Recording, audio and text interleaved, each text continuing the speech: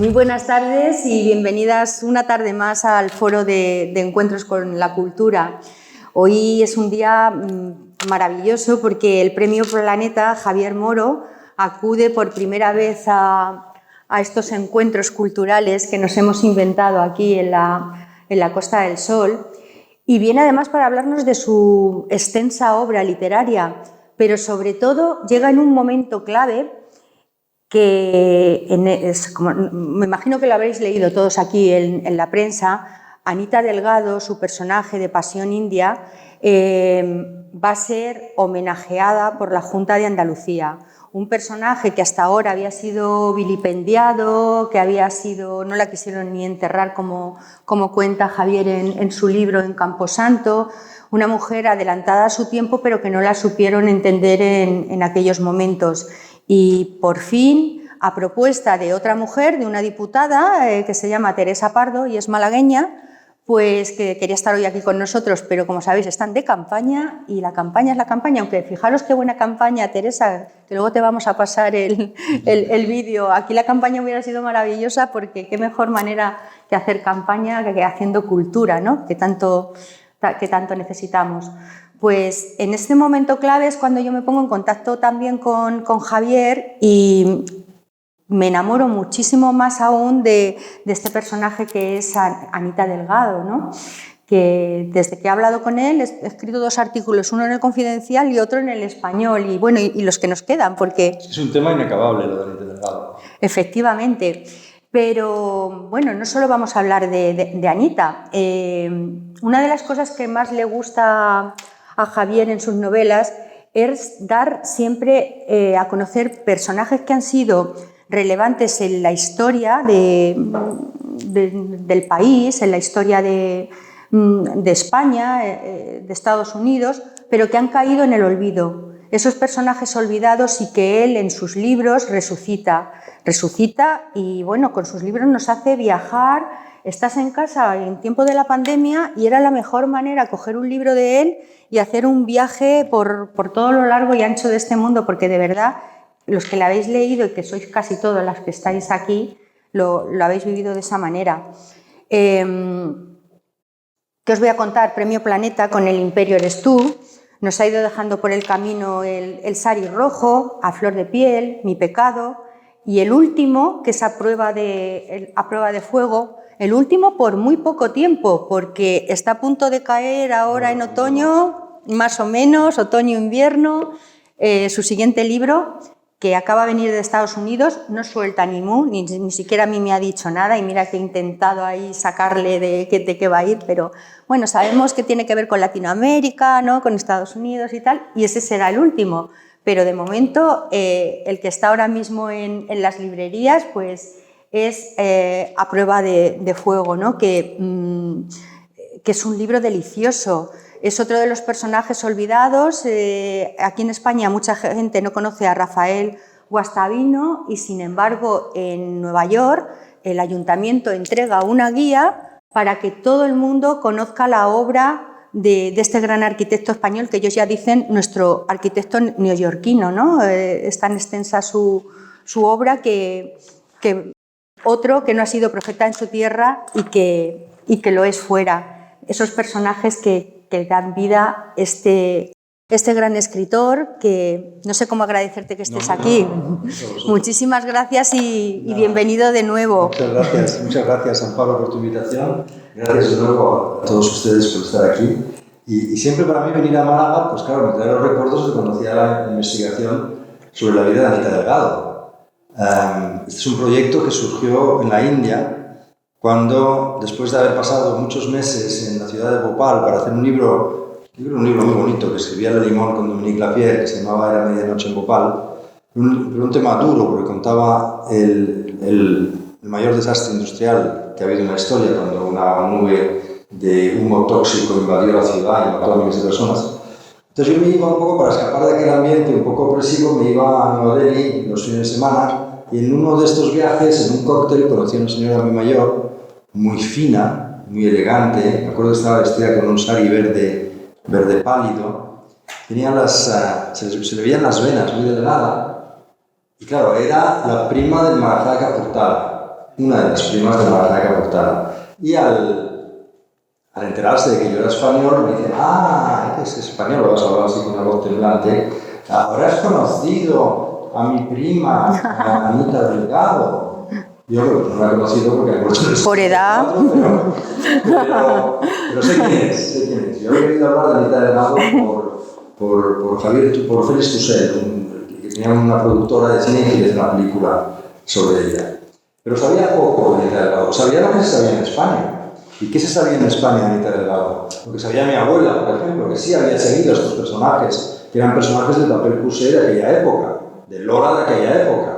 El Marajá y Anita cuando hacían sus giras por Europa, cuando iban a una fiesta, cuando iban al hipódromo, cuando iban a inaugurar algo. Y luego se había acuñado en España una frase, en Madrid por lo menos muy popular, que es más rico que el Marajá que aportaba. ¿No? Se había quedado en las costumbres. Entonces era como, ¿pero qué sabíamos de ella? Pues eso, pobre bailarina conoce al rico potentado oriental y acaba convirtiéndose en la princesa de un reino en el Himalaya. Cuento de Cenicienta total, todos los ingredientes para triunfar. Total. Sí, pero a ver, sabemos que la vida no es un cuento de hadas. A mí lo que me interesaba saber es qué ha pasado después. Porque la historia no se acaba cuando ella se va a la India, para mí es el principio de la historia, no el final.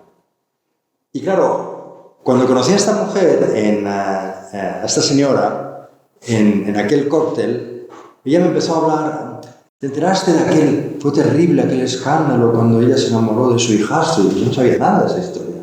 Y empezó a contar cosas que no sabía, pero entonces me di cuenta de dos cosas, que podía tirar del hilo. Claro, yo tenía recursos en la India, conocía gente, podía meterme en la sociedad india porque ya estaba un poco metido y podía quizá descubrir la historia desde la India esta vez, no desde España. Y así lo hiciste. Y es lo que hice. Entonces me alquilé un piso en Nueva Delhi. Recuerdo que mi mujer estaba embarazada y mi primer hijo hacía 42 grados, porque en esta época anterior al monzón. Luego estuvimos por Punjab, estuvimos en el palacio donde vivieron. Y pude entrevistar a mucha gente, entrevisté pues, al jardinero del palacio, a los hijos del jardinero del palacio, a los hijos de los guardas, a todos los que estaban pues, todavía viviendo alrededor del palacio, y ahí tuve muchísima información. Y fue un viaje maravilloso y fue una investigación muy gratificante. Pero donde realmente conseguí toda la información, lo más importante, fue en Londres. Ahí en la British Library, que es la Biblioteca Nacional, está todo muy bien organizado y sobre todo sus papeles de la colonia británica los tienen perfectamente organizados. Ahí está en el India Office, pedí los papeles de Calcutta y en una mesa más grande que esta me empiezan a traer cajas de papeles. Y ahí estaba toda la historia. Y ahí vi las cartas que los ingleses escribían cabreadísimos porque este príncipe suyo, que consideraban suyo, se había casado con una europea de baja casta. Eso es lo que le echaban más en cara, que fuese de origen humilde. Si Anita Delgado hubiera sido aristócrata o hubiera sido una mujer, digamos, socialmente de mayor rango, seguro que no hubieran protestado tanto. Pero eso como les chirriaba mucho. Y que no salvó la honra, como decía su Candelaria, la madre, ¿verdad? Exactamente. Y había otra cosa, que es que los ingleses no querían que los príncipes de la India, los marajás, que ellos controlaban, se casasen con europeas para que no surgiese una clase como de criollos indios. Claro. Porque ya habían tenido el ejemplo en América de cómo esos criollos se les habían rebelado y habían pedido la independencia de Inglaterra. Y no querían que les pasase lo mismo. Entonces, tenían una política totalmente en contra de que los príncipes de la India se casasen con europeas. Y va se casa con Anita Delgado, que encima era bailarina, tenía 17 años y no tenía un duro. No era nadie. Pero según cuentas, luego llegó ya muy refinada cuando llegó a París y la curten allí, además que se nota ahí ese toque francés tuyo, de estudiante en el liceo francés, de familiares franceses, ¿no? Sí. De cómo realmente te dan ese glamour en tierra francesa. My Fair Lady total. Exacto. Tiene que preparar a ser una señorita, se quita las trenzas. Pero es que lo que cuento ahí está todo documentado, porque muchas veces me han dicho, no, pero esto te lo has inventado. No, la escena en que invitan a los padres a comer. El Marajá les invita en... Cuando se bebe el florero. Sí, cuando vivía no, el florero. No, el limpiamanos. El limpiamanos. Es buenísimo. ¿No te lo has inventado eso? No, eso no lo he inventado. Eso, ¿En serio? Eso ocurrió. Es que es buenísimo. Lo cuenta Anita Delgado en su libro. Yo creía que era esa ficción que ayer hablaba yo con Carolina y le decía, lo bueno de una novela es que también puedes meter ficción y tal. Resulta que era realidad. No me gusta inventar, me gusta especular sobre todo una historia que no tienes que inventar nada, porque toda la realidad es mucho más fuerte de lo que te puedo contar. Increíble. Entonces invita al Marajá a la familia, a los papás que vienen de Madrid a ver a la niña, que está en el Hotel Meurice, en un pisazo, bueno, os podéis imaginar, a todo trapo, y entonces, claro, cuando nos presentan en la mamá, no saben qué hacer y Anita ve que su mamá coge y bebe, y ella también lo bebe, y el Marajá, claro, le cambia el color de la piel, ¿no? O sea, realmente todavía le queda mucho trabajo a esa niña para hacer la princesa, ¿no? Y luego cuentas en otra parte del libro cuando Anita realmente está leyendo sobre todas esas costumbres y se da cuenta que lo que habían hecho y ella sola se mondaba de la risa de decir, fijar lo que hicimos, ¿no? Ese contrapunto que también lo das tú en el libro. Sí, luego aprendió a montar a caballo en París, bien, aprendió a ser princesa, también su tal. Pero, y bueno, lo que es increíble de esta historia es que llega en 1908 a la India, llega a Bombay, tiene que cruzar todo el país, lo cruza en tren, llega a la ciudad de Kapurthala y claro, se da cuenta que ella es la princesa de ese reino, que la gente se le besa los pies, como hacen en la India. Y llega embarazada. Y llega embarazada, sí, esa es otra. Porque la honra... Entonces va al palacio y ahí se entera que el Marajá tiene 3 mujeres más, 4. Que la querían luego envenenar. 4. Una de ellas. Claro, se da cuenta además de que son enemigas potenciales. Entonces, de repente, esta mujer que vive un cuento de hadas se estrella contra la realidad y por un lado está con unas mujeres que la quieren envenenar de brujería, que son las mujeres legales del Marajá, y por el otro lado con los ingleses que quieren sacarla de ahí como sea. Y ella aguanta 20 años. Fijaros. Una malagueña de pro, ¿eh? Entonces, carácter tenía. Bueno, tenía carácter porque además lo cuentan luego, lo contaban algunos cronistas de la época que asistieron a esas cenas que daban los marajás, ¿no? Y Anita Delgado pues se la sentaban al lado de un abad musulmán totalmente fundamentalista, de estos que no prueban el cerdo ni nada, le decían, prueba el jamón, hombre, que este jamón no lo han traído de España, me lo han mandado. Y toma un poco de champán, que esto le anima a cualquiera. Y claro, el tipo se reía porque nadie le hablaba así. Nadie, ella tenía ese desparpajo, ese gracejo andaluz, y eso conquistó el mundo, porque nos conquistó Kapurthala, desde luego, y parte de la India, porque además se enamoró mucho de ella el que era el hombre más rico en aquel entonces del mundo. El Elon Musk de la época era el Nawab de Hyderabad. Este era todo un personaje, era rico pero tremendamente tacaño. Era tan tacaño que ponía la electricidad a lo más bajito, entonces todas las bombillas se veía un poquito para no gastar mucho. Era un hombre que cogía las colillas y aprovechaba lo último y se liaba un cigarrillo con las colillas. Remendaba sus propios calcetines, el Nawab de... Y tenía sótanos llenos de dinero, pero dinero en especie, o sea, dinero en billetes, que las ratas todos los años se ocupaban de roer su fortuna de una notable porcentaje.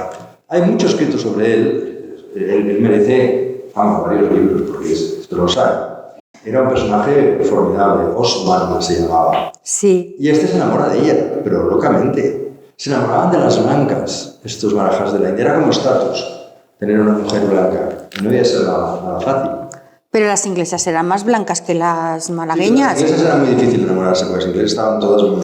Era la Inglaterra victoriana, tenían todos sus maridos oficiales ingleses y tal, era mucho más difícil. Pero claro, además de una inglesa anglosajona no se enamora una marajá de la India, es mucho más difícil, pero una española con gracia sí, porque de alguna manera está más cerca el lenguaje del cuerpo. Es que bueno, tú cuentas ahí esa percepción también, más morena, más exótica, pero contabas un poco la persecución desde que el Marajá llega a la boda de Alfonso XIII a Madrid, cómo noche tras noche fue a ese cabaret a ver a Anita que bailaba con su hermana Virginia allí. Claro, él se enamora y reacciona como un potentado oriental lleno de dinero, lo quiere comprar, Porque esa gente lo único que sabe es comprar.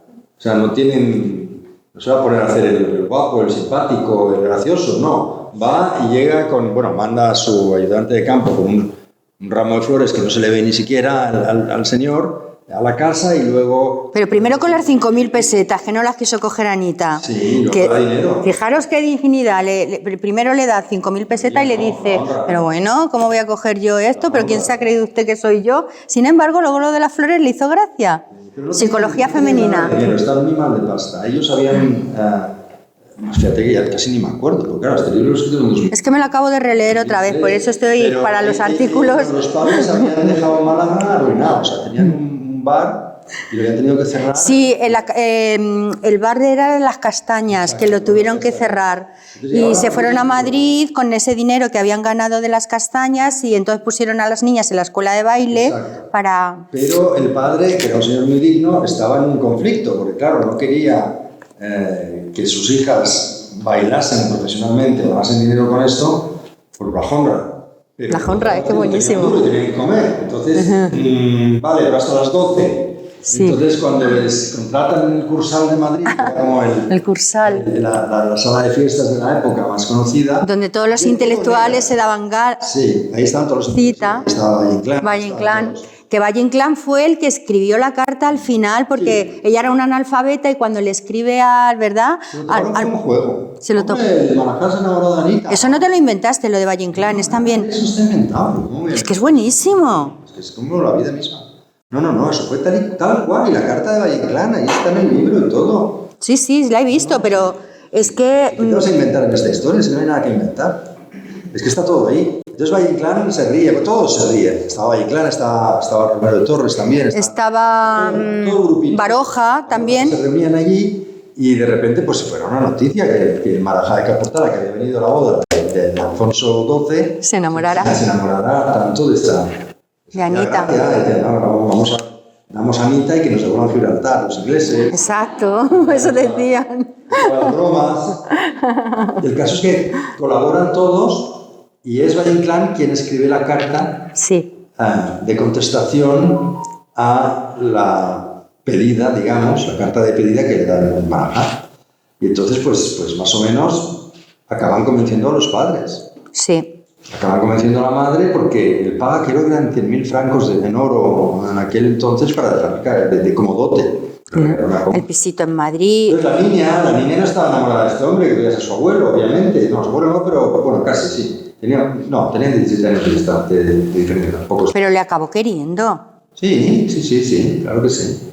Sí, porque él era un buen tipo. Él era un tipo... Además había adelgazado, porque al principio era muy gordo y muy feo, pero luego pegó una buena adelgazada. Es verdad. Le construyeron una cama especial para su primera... ¿Veis? Para su primera noche de su primera mujer. Porque era como una ballena. Era una cama con un sistema de muelles y tal, y estaban todos los ministros de su gobierno esperando fuera. Y oíamos boing, boing. Oye, salieron todos sonriendo y tal, y fue un éxito. Fue un éxito porque al año nació el primer hijo del Marajá. ¿Y el único? No, pero este es el de la mujer india. Entonces, el deal que hacen, el acuerdo que hacen con los padres es que, vale, yo soy el Marajá, me caso con tu mujer, pero por supuesto no voy a meterla en el harén, porque eso sería muy cruel y los padres nunca hubieran permitido aquello. Va a vivir conmigo a la europea, va a ser mi mujer. Pero claro, a ella no le dicen que tiene 4 mujeres más.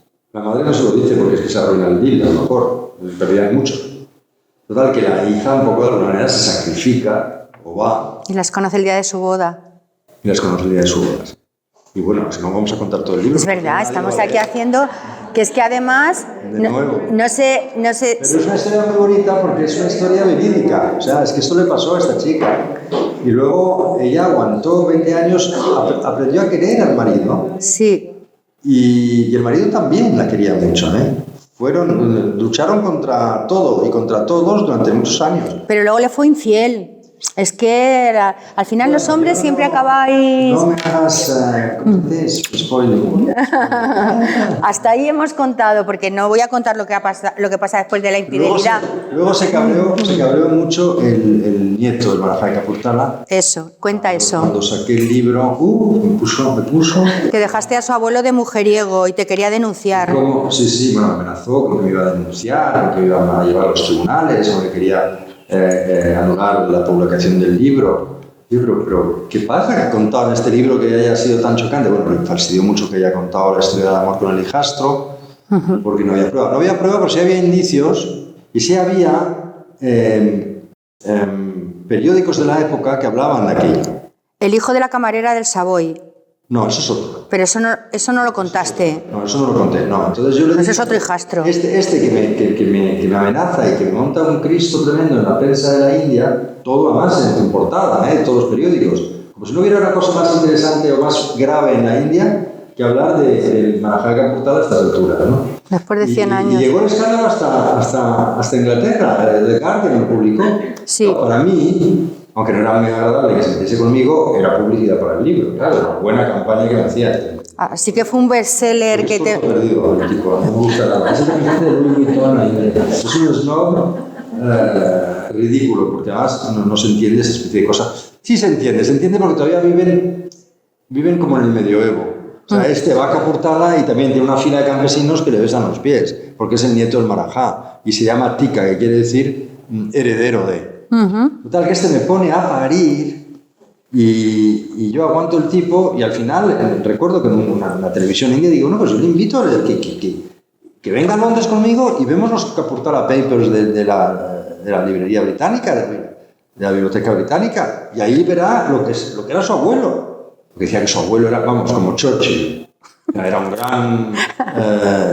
gran hombre político. Sí, hombre, era bueno en la época porque consiguió que no se matasen los musulmanes y los hindúes en su principado, manejaba bien todas estas tensiones, pero era un rey medieval, era el dueño de la gente, era propietario del pueblo y de sus habitantes. Tenía esclavos, vamos. Aquí en el siglo X.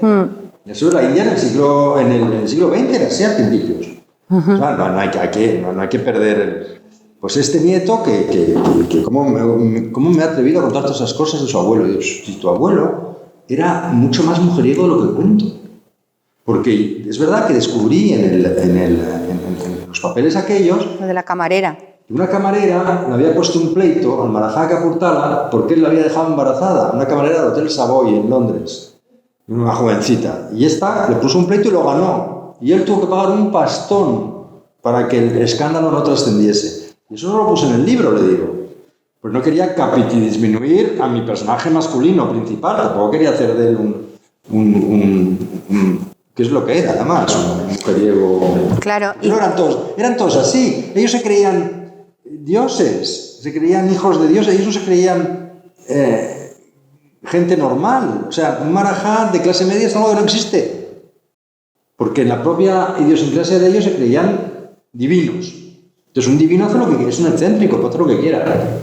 Y fijaros que os preguntaréis cómo una gran obra como es Pasión India no la hemos visto en el cine todavía. Pues compró los derechos Penélope Cruz con gente del grupo Prisa para llevarla al cine y justo esta amenaza de demanda y demás prescribieron los derechos que Penélope hubiera sido la perfecta Anita, porque bailarina, empezó ella como bailarina con su hermana Mónica, cuando eran jovencillas las dos. Ella quería hacer el papel, me compró los derechos, luego no los ejerció. Ahí hubo una serie de coincidencias de mala suerte, ¿no? Es que se murió el productor con quien tenía que hacer el trabajo, no se me lo arruinó.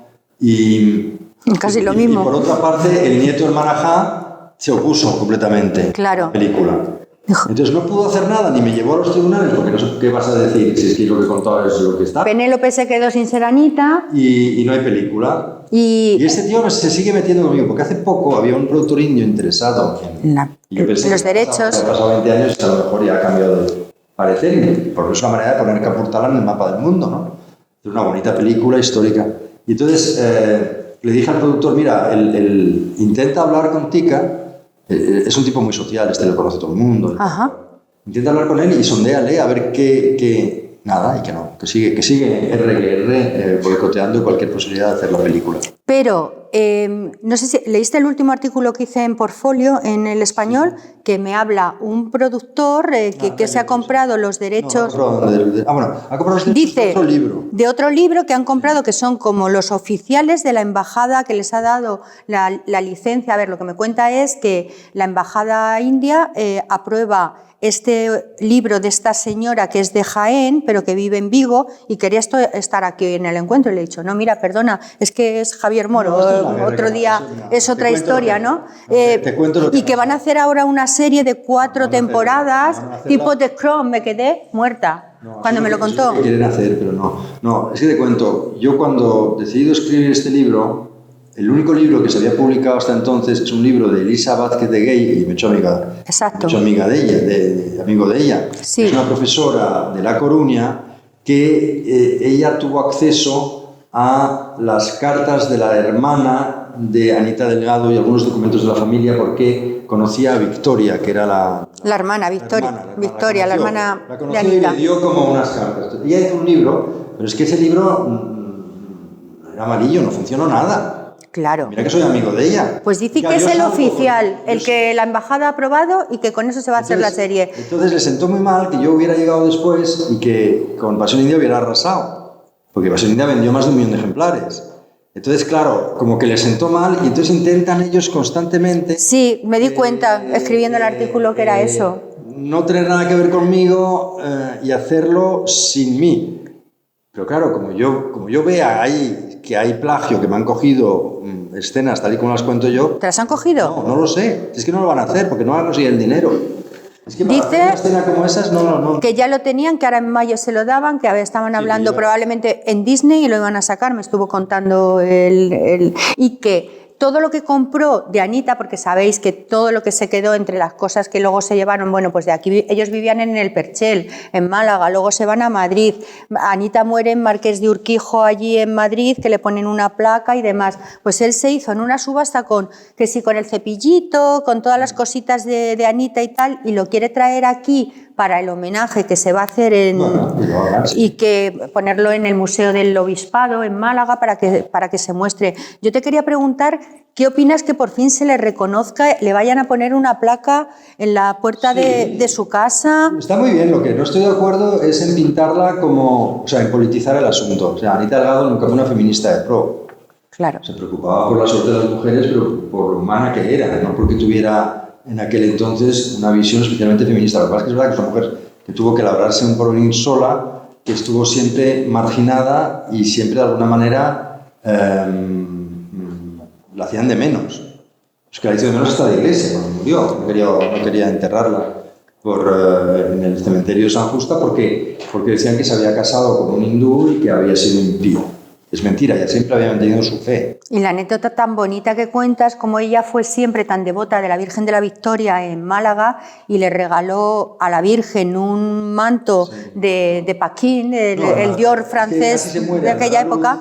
En la India, en aquel entonces, pues claro, había higiene y nada, casi se muere, y ella hizo una promesa a la Virgen: si salgo vivo de esta, te compraré un manto y lo daré a la Iglesia de la Victoria. Y ahí está. Ciudad natal, ahí está. Pero ese manto, que ya pensaba que lo iban a sacar en las procesiones... No se lo han puesto nunca. Jamás lo sacaron. Está ahí al lado. Una impía. Fui yo, hice las fotografías allí, subí, me abrieron y está allí puesto con una carta de Anita y con una fotografía de Anita. Y los mismos hermanos mayores de esta cofradía, imaginaros, querían tirarlo al mar porque era de una persona impía, que era una persona que no podía estar el manto allí. Con un sikh, pero ¿qué más da? Eso no le... Una joya, el manto. Eso no lo obligaba a ella a renunciar a su fe. Era puro catecismo español. Total. De la época. Y ahí está el manto. Y la Virgen no se lo ha puesto en la vida. O sea que ya estamos en el siglo XXI. Y yo le decía al cura, pero póngaselo para la foto que haga yo. Y él casi se santigua el cura. Pero lo que te quiero decir es que a esta gente como que le sentó mal que hubiera tenido cosas que pasan en la profesión. mi libro ha funcionado tan bien y tal, entonces intentan hacerlo en base al libro de ella. Sí, hay como un poco de envidieja, ¿no? Si se puede decir así. Porque me dijo, hombre, si vais a hablar de Anita allí en Benavís, que tiene que venir también. Digo, no, perdona, o sea, es que es una de las cosas que vamos a hablar, que ya... Es que vamos a hacer el homenaje y tal. Digo, pero es que Javier Moro va a hablar de más libros, no vamos a hablar solo de Anita en una primera parte. Una placa en Madrid y no me llamaron. Para la placa que pusieron en Marqués de Urquijo. Me extrañó, digo, ¿verdad? Sí. Pues es como que quieren sacarme del tema, pero bueno, es imposible. Pues, es imposible. Hombre, imagínate, ¿cuántos libros vendiste con Pasión India? 1,5 millones en el mundo entero, porque fue un éxito en todas partes. Sobre todo un éxito femenino. Y fue el libro mío que más ha funcionado. Y de alguna manera, yo no sé por qué, pero yo creo que es porque tienen esta historia arquetípica, ¿no? De Cenicienta. Sí, de My Fair Lady, tiene todo... Algo que sí, de My Fair Lady, de la otra, ¿cómo era la otra película de...? Ay, se me olvidan los nombres, de norteamericana, de la princesa y el que está Richard Gere y ella es... Ah, de Pretty Woman, claro. Claro. Es algo que yo creo que está en la psiquis femenina. Desde luego el que saque la película va a ser un exitazo, porque imaginaos, yo me imaginaba esa Penélope entrando con los elefantes. Sí, pero si la hacen con medio elefante porque no tienen dinero de producción, si la suben en un burro porque quieren ahorrar, no va a ser una buena película. Me muero. Ahora, si haces una procesión de 200 elefantes y ya están el primero, enjaezados... Bueno, estos decían que ya tenían hasta la protagonista, que iba a ser Ana de Armas. Y digo, perdona, Ana de Armas, que no está haciendo... Sí, bueno, se ha hecho muy conocida porque fue novia de Ben Affleck, ¿no? Si no me equivoco. Pero el dinero para hacer esa serie no se levanta fácilmente. Si yo lo he intentado también. Muy difícil. Pues tienes que conseguirlo, Javier. Queremos ver esa... Lo que pasa es que no me puedo dedicar a todo. Si me dedico a vender los derechos de mis libros, ya no puedo escribir el próximo. Me llega un punto que tienes que elegir. Yo prefiero escribir porque es lo mío. Sí. No dedicarme a la gestión y llamar a uno y perseguir a un productor y perseguir al otro. Eso me da mucha pereza. Por eso prefiero dedicar mi energía y el tiempo que me quede a hacer otro trabajo creativo. Entonces, bueno, pues si sale la película, sale. Ahora se va a rodar la película sobre Gopal, eso sí, porque es un productor indio muy... Ya los ha comprado los derechos y hay un plan de producción y todo. Luego, el Sari Rojo... El Sari Rojo, el de Sonia... Lo ha comprado una productora italiana y yo también pienso que se va a hacer. Y Pasión India es lo que está como sin novio, digamos. Pero siempre he tenido problemas yo con... Porque, claro, la polémica siempre te ha envuelto. En cualquier libro que sale, porque mira, el mismo de Isabel Zendal, o sea, el de... No ha habido polémica en Isabel Zendal. Bueno, sí, pero ha habido polémica sobre el personaje, pero no sobre el libro directamente. Pero es porque siempre que escribes sobre historias verdaderas y cuando hay gente que está viva todavía, nunca están de acuerdo con la imagen que tú vas a dar.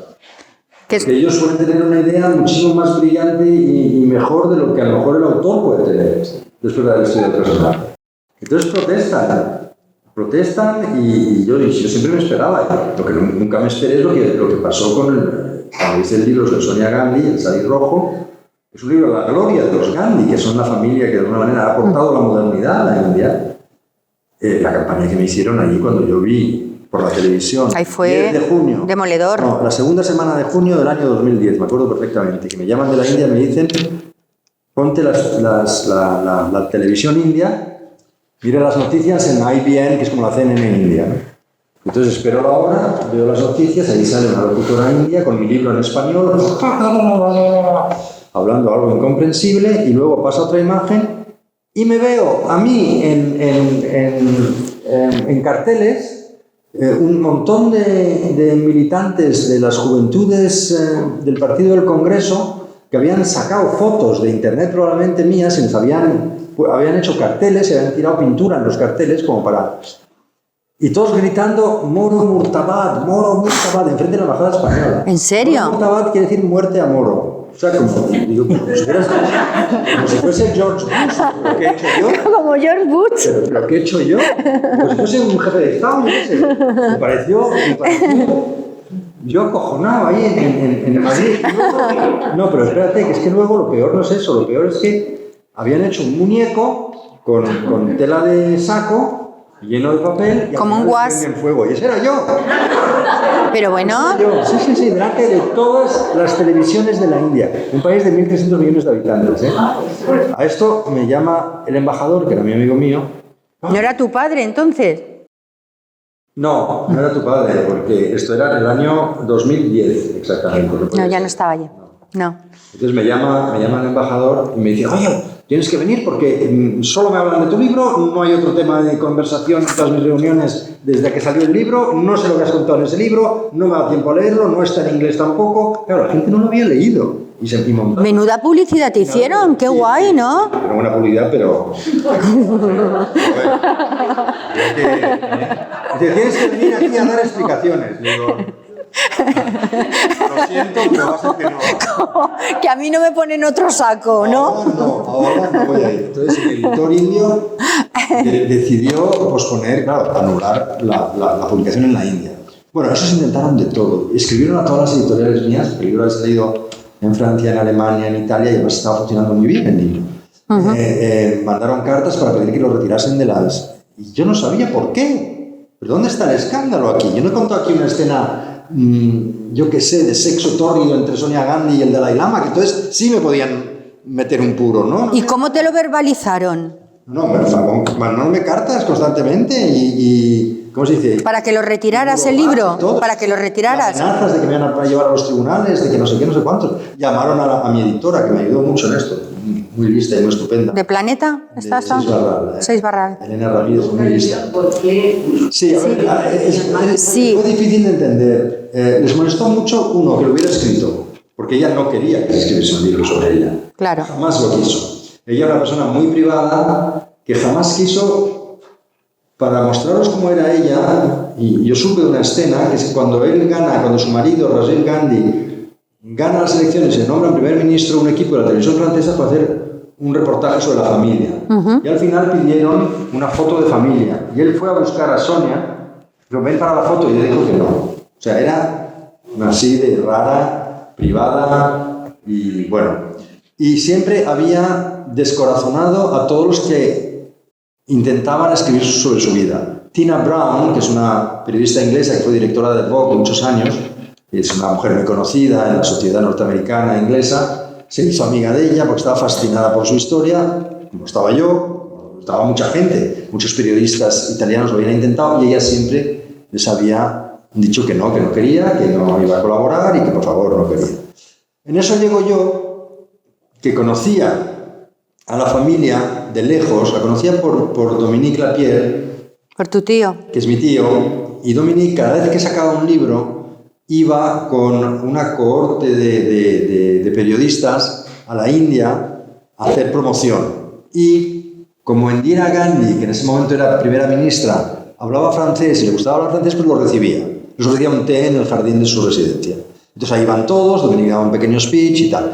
Y yo fui un par de veces a esas reuniones y lo vi, pues saludé a Indira y tal, y me fascinaba el personaje de la italiana metida en la primera familia de la India, digo, y esta mujer, y todo el mundo se metía con ella, que se había pegado el braguetazo, que era una inculta, que nunca había ido a la universidad y tal, pero no había final. Yo decía, ustedes escriben su historia, pero ¿cuál es el final de esta historia? Porque el final es que en el año 2004 gana las elecciones. Y esta mujer, que siempre era tan tímida, que nunca quería hablar en público, que detestaba la política porque se había llevado la vida de su marido y la vida de su yerno y la vida de su suegra, va y empieza a hacer discursos ante 500.000 de personas y gana las elecciones en un país como la India y se convierte en la mujer más poderosa de un país de 1.300 millones de personas. Es que no es la República de San Marino lo que estamos hablando. Con todo respeto, si hay alguien de la Es decir, que la historia es formidable, como una mujer cuya única ambición en la vida es ser ama de casa y quizá azafata de la Italia, acaba siendo la mujer con más poder de un país como la India y gobernándolo. Entonces, el arco dramático era muy bueno. Yo veía la historia, pero vamos, la veía, pero clarísimo, tan claro que dije, esto lo hago. Y me da igual, caiga quien caiga. Es un personaje público, yo no voy a hacer difamación, Yo no voy a estar ahí hurgando para inventar cosas que no han ocurrido porque no es mi estilo, ni me gusta, ni me interesa, pero voy a contar su vida porque es formidable. ¿Y en qué quedó el conflicto? ¿No tuviste que retirar nada? No, a ver, el conflicto es que tuvimos que retrasar la publicación en la India. Ellos amenazaron, pero nunca llegaron la gente se cree formalizar. que el libro lo han prohibido, pero nunca fue prohibido. No llegaron a prohibirlo. No llegaron a denunciarme porque sabían perfectamente cuando lo leyeron de que eso estaba todo documentado. Es que a mí me dicen cualquier cosa y mira, esto lo he sacado de aquí, esto lo he sacado de aquí, esto lo he sacado de esta entrevista. Yo lo podía probar todo. Entonces yo creo que eso sí que lo vieron y que iban a perder. Y cuesta hacer un pleito así, internacional, ¿sabes? Entonces nunca me llevaron a juicio, pero crearon un ambiente de tal intimidación que claro, el editor dijo, no nos vamos a arriesgar a que en una presentación entre un loco de estos con una botella de Coca-Cola llena de gasolina y nos la tire. Entonces vamos a esperar que esto pase. Y esto fue, las manifestaciones contra el libro fueron en junio del 2010. Además hubo mares, yo os he contado una, pero es que había todos los días. Y era portada de todos los periódicos de la India. Y yo estaba al principio acojonado, porque claro, al principio no sabes por qué te pasa todo esto. Y hasta dónde puede llegar. Yo me veía en la cárcel y digo, bueno, ¿qué he hecho yo? Luego te vas acostumbrando, te sale callo. Y luego ya, la amenaza número 30, ya me la pasaba por el forro, me da igual. Y ya cuando... Entonces, al final, ella pierde las elecciones en noviembre del 2014 y justo 3 días después mi editor, mi astuto él, me llama y dice, yo creo que ahora podemos sacar el libro. Y digo, bueno, pues voy para allá. Y en enero del 2015 llegué a Delhi, hubo un conato de manifestación en Bombay, lo mismo, entonces dije, me vuelvo. Si van a seguir con lo mismo, paso.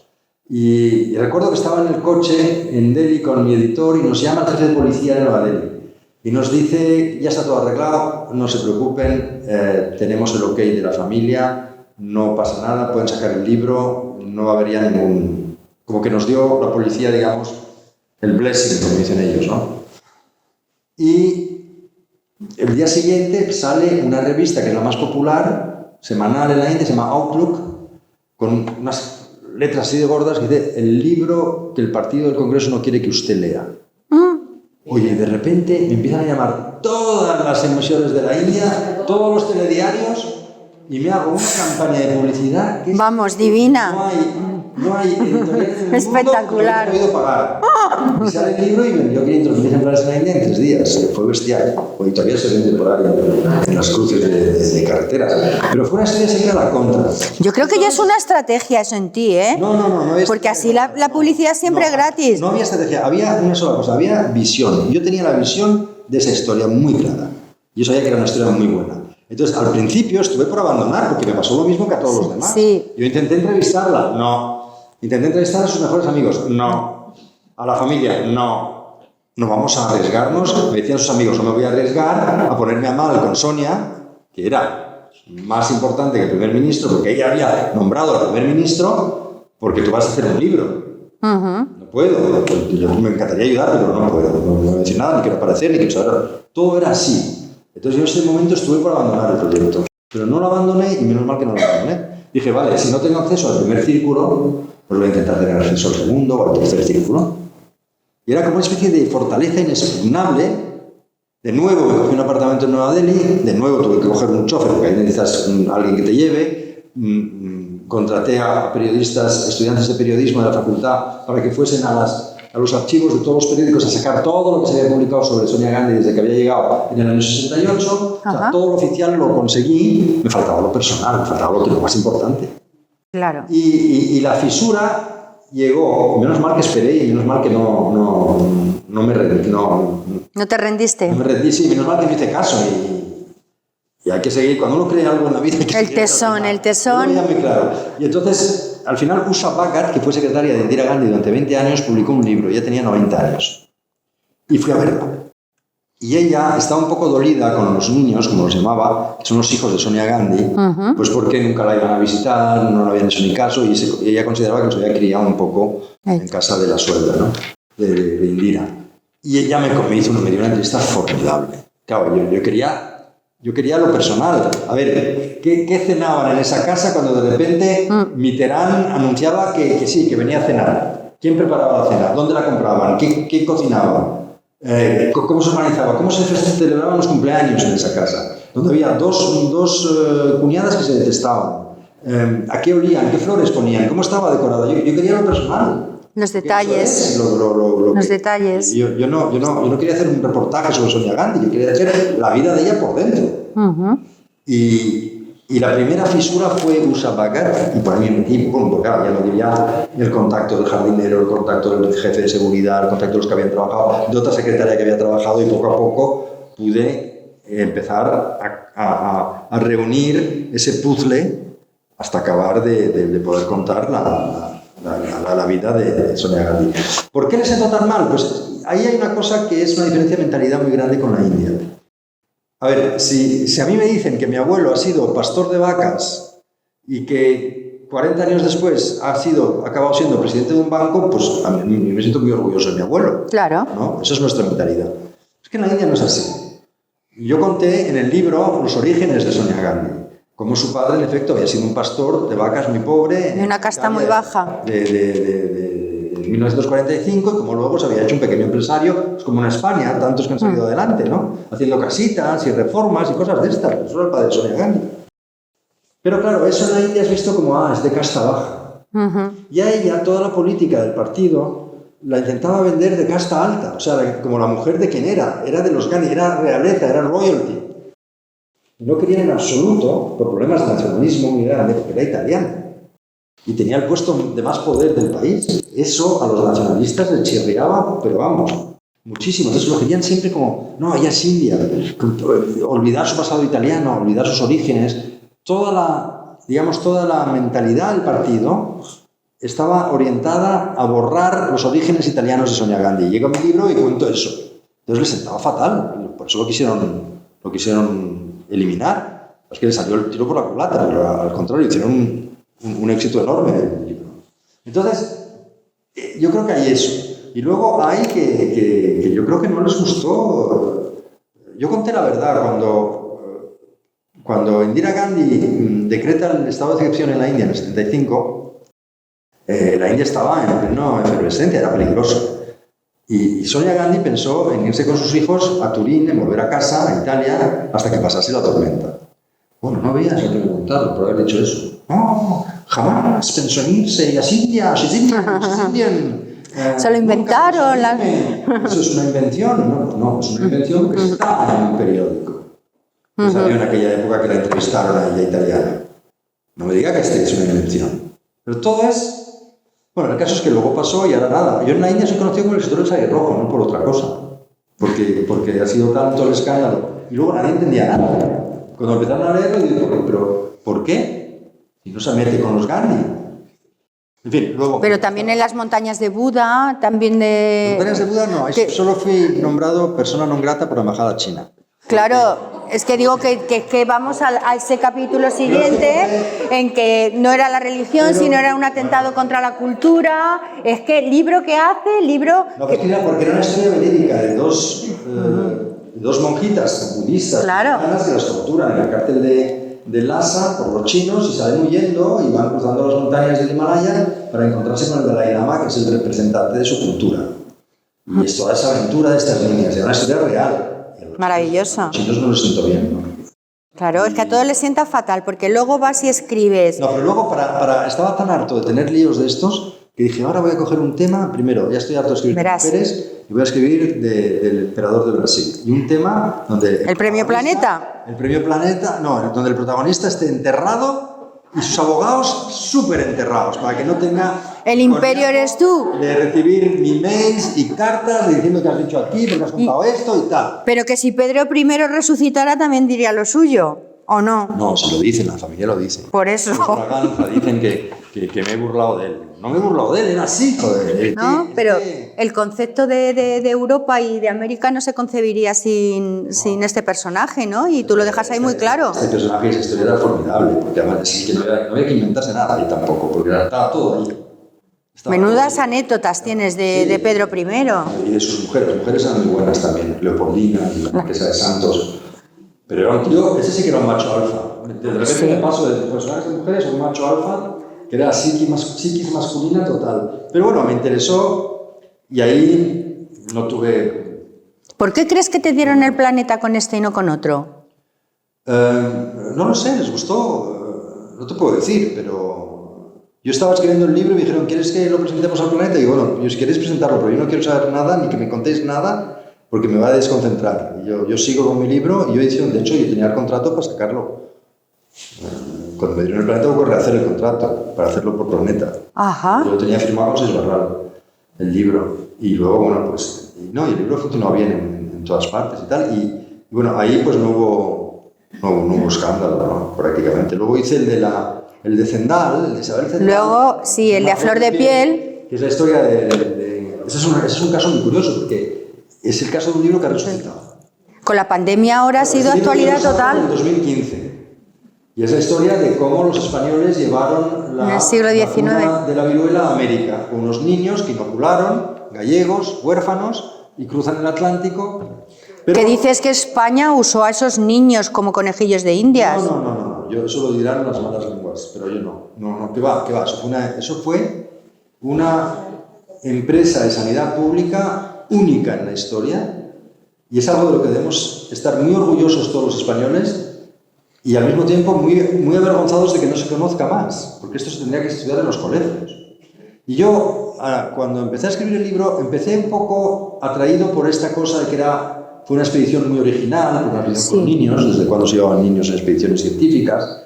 Fue una expedición, la última expedición del Imperio Español, una expedición filantrópica, donde se llevaba una vacuna para beneficiar a las poblaciones de aquí a Filipinas, y luego teniendo que sobremontar unos obstáculos de todo tipo, una auténtica historia de aventuras. Pero lo que yo fui descubriendo al escribir el libro, y al final me di cuenta, es que si bien los ingleses inventaron la primera vacuna es la vacuna de la viruela, sí. Una vacuna porque era el suero de las vacas, que tenían la viruela de las vacas, era un suero, digamos, era una enfermedad benigna que protegía de la enfermedad maligna que era la viruela humana. Fue el principio de un descubrimiento que ha cambiado la vida de la humanidad. Si estamos aquí hoy es porque ese señor inventó aquel día. Porque las vacunas, desde que existen, han salvado 1.500 millones de vidas. Entonces, ¿qué pasa? Que él inventa esto, es un genio, un médico inglés, y hay un médico español que lo aplica, que se convierte en el mejor vacunador de Madrid, que se llama Balmis, que es el director luego de esta expedición y que aprovecha la expedición para acabar con la enfermedad. Y Salvani también, claro. Sí, él pone en práctica lo que es la primera campaña de vacunación masiva de la historia. Él inventa la vacunación. Una cosa es la vacuna y otra cosa es la vacunación. Si los ingleses inventaron la vacuna, los españoles inventaron la vacunación en esta expedición. Pero la gran protagonista es la enfermera Isabel Zendal. Entonces, en este barco iban niños. Para cuidar a los niños contrataron a una mujer que era la rectora del hospicio de niños abandonados de La Coruña. Porque Balmis, a quien se le ocurre la idea de llevarlo de brazo a brazo, o sea, pinchaban a un niño con la vacuna, ¿vale? Lo vacunaban. Al cabo de una semana, a ese niño le salía un grano. De ese grano sacaban el líquido vacunífero, el suero, y se lo inyectaban a otro. Entonces, este quedaba vacunado y el otro se vacunaba. Y calcularon que con 22 niños cruzarían el Atlántico. Y de hecho luego con 26 cruzaron el Pacífico. Es que fue bestial. Javier, es que así ha sido, yo como fui de las primeras enfermas de COVID que hubo, así ha sido con el suero cuando se ha estado tratando ahora con el COVID, no había vacunas. Nos sacaban a nosotros este suero y lo centrifugaban, y se lo ponían a otras personas. Es el mismo método del siglo XIX, como empezaron con el COVID. Que llegaba viva la vacuna a América. Exacto. Pero una cosa es llevar la vacuna a América y otra cosa es qué hacemos una vez que lleguemos allí. ¿Cómo hacemos para acabar con esta enfermedad que está diezmando a las poblaciones indígenas y que dejaba sin manos de obra a los españoles americanos, los terratenientes? Había un problema social, problema político, problema de sanidad, problema de todo tipo. Y entonces ahí se le ocurre al genio de Balmis el organizar las juntas de vacunación, en enseñar a vacunar de manera que se replicase la enseñanza. De manera que en la última aldea del Amazonas, allá donde no había un médico, pero sí había un párroco, se le instruyese al párroco para llevar un libro de vacunación paralelo al libro de bautismo, que fuesen en paralelo para que cada recién nacido, además está especificado, Es maravilloso, sí. ya sea negro, indígena, mestizo, Fuese mulato vacunado. o español, sea vacunado al nacer. Ese es el principio del fin de la viruela. Y Sí. la viruela hoy por hoy es la única enfermedad erradicada por el hombre. El último caso ocurrió en el 1978. Ahora solo quedan 2 muestras del virus de la viruela. Una en el CDC de Atlanta, que es el Center for Disease Control, el Instituto de Ciencias de Sí. Medicina norteamericano, y el otro está en Novosibirsk, en la antigua URSS.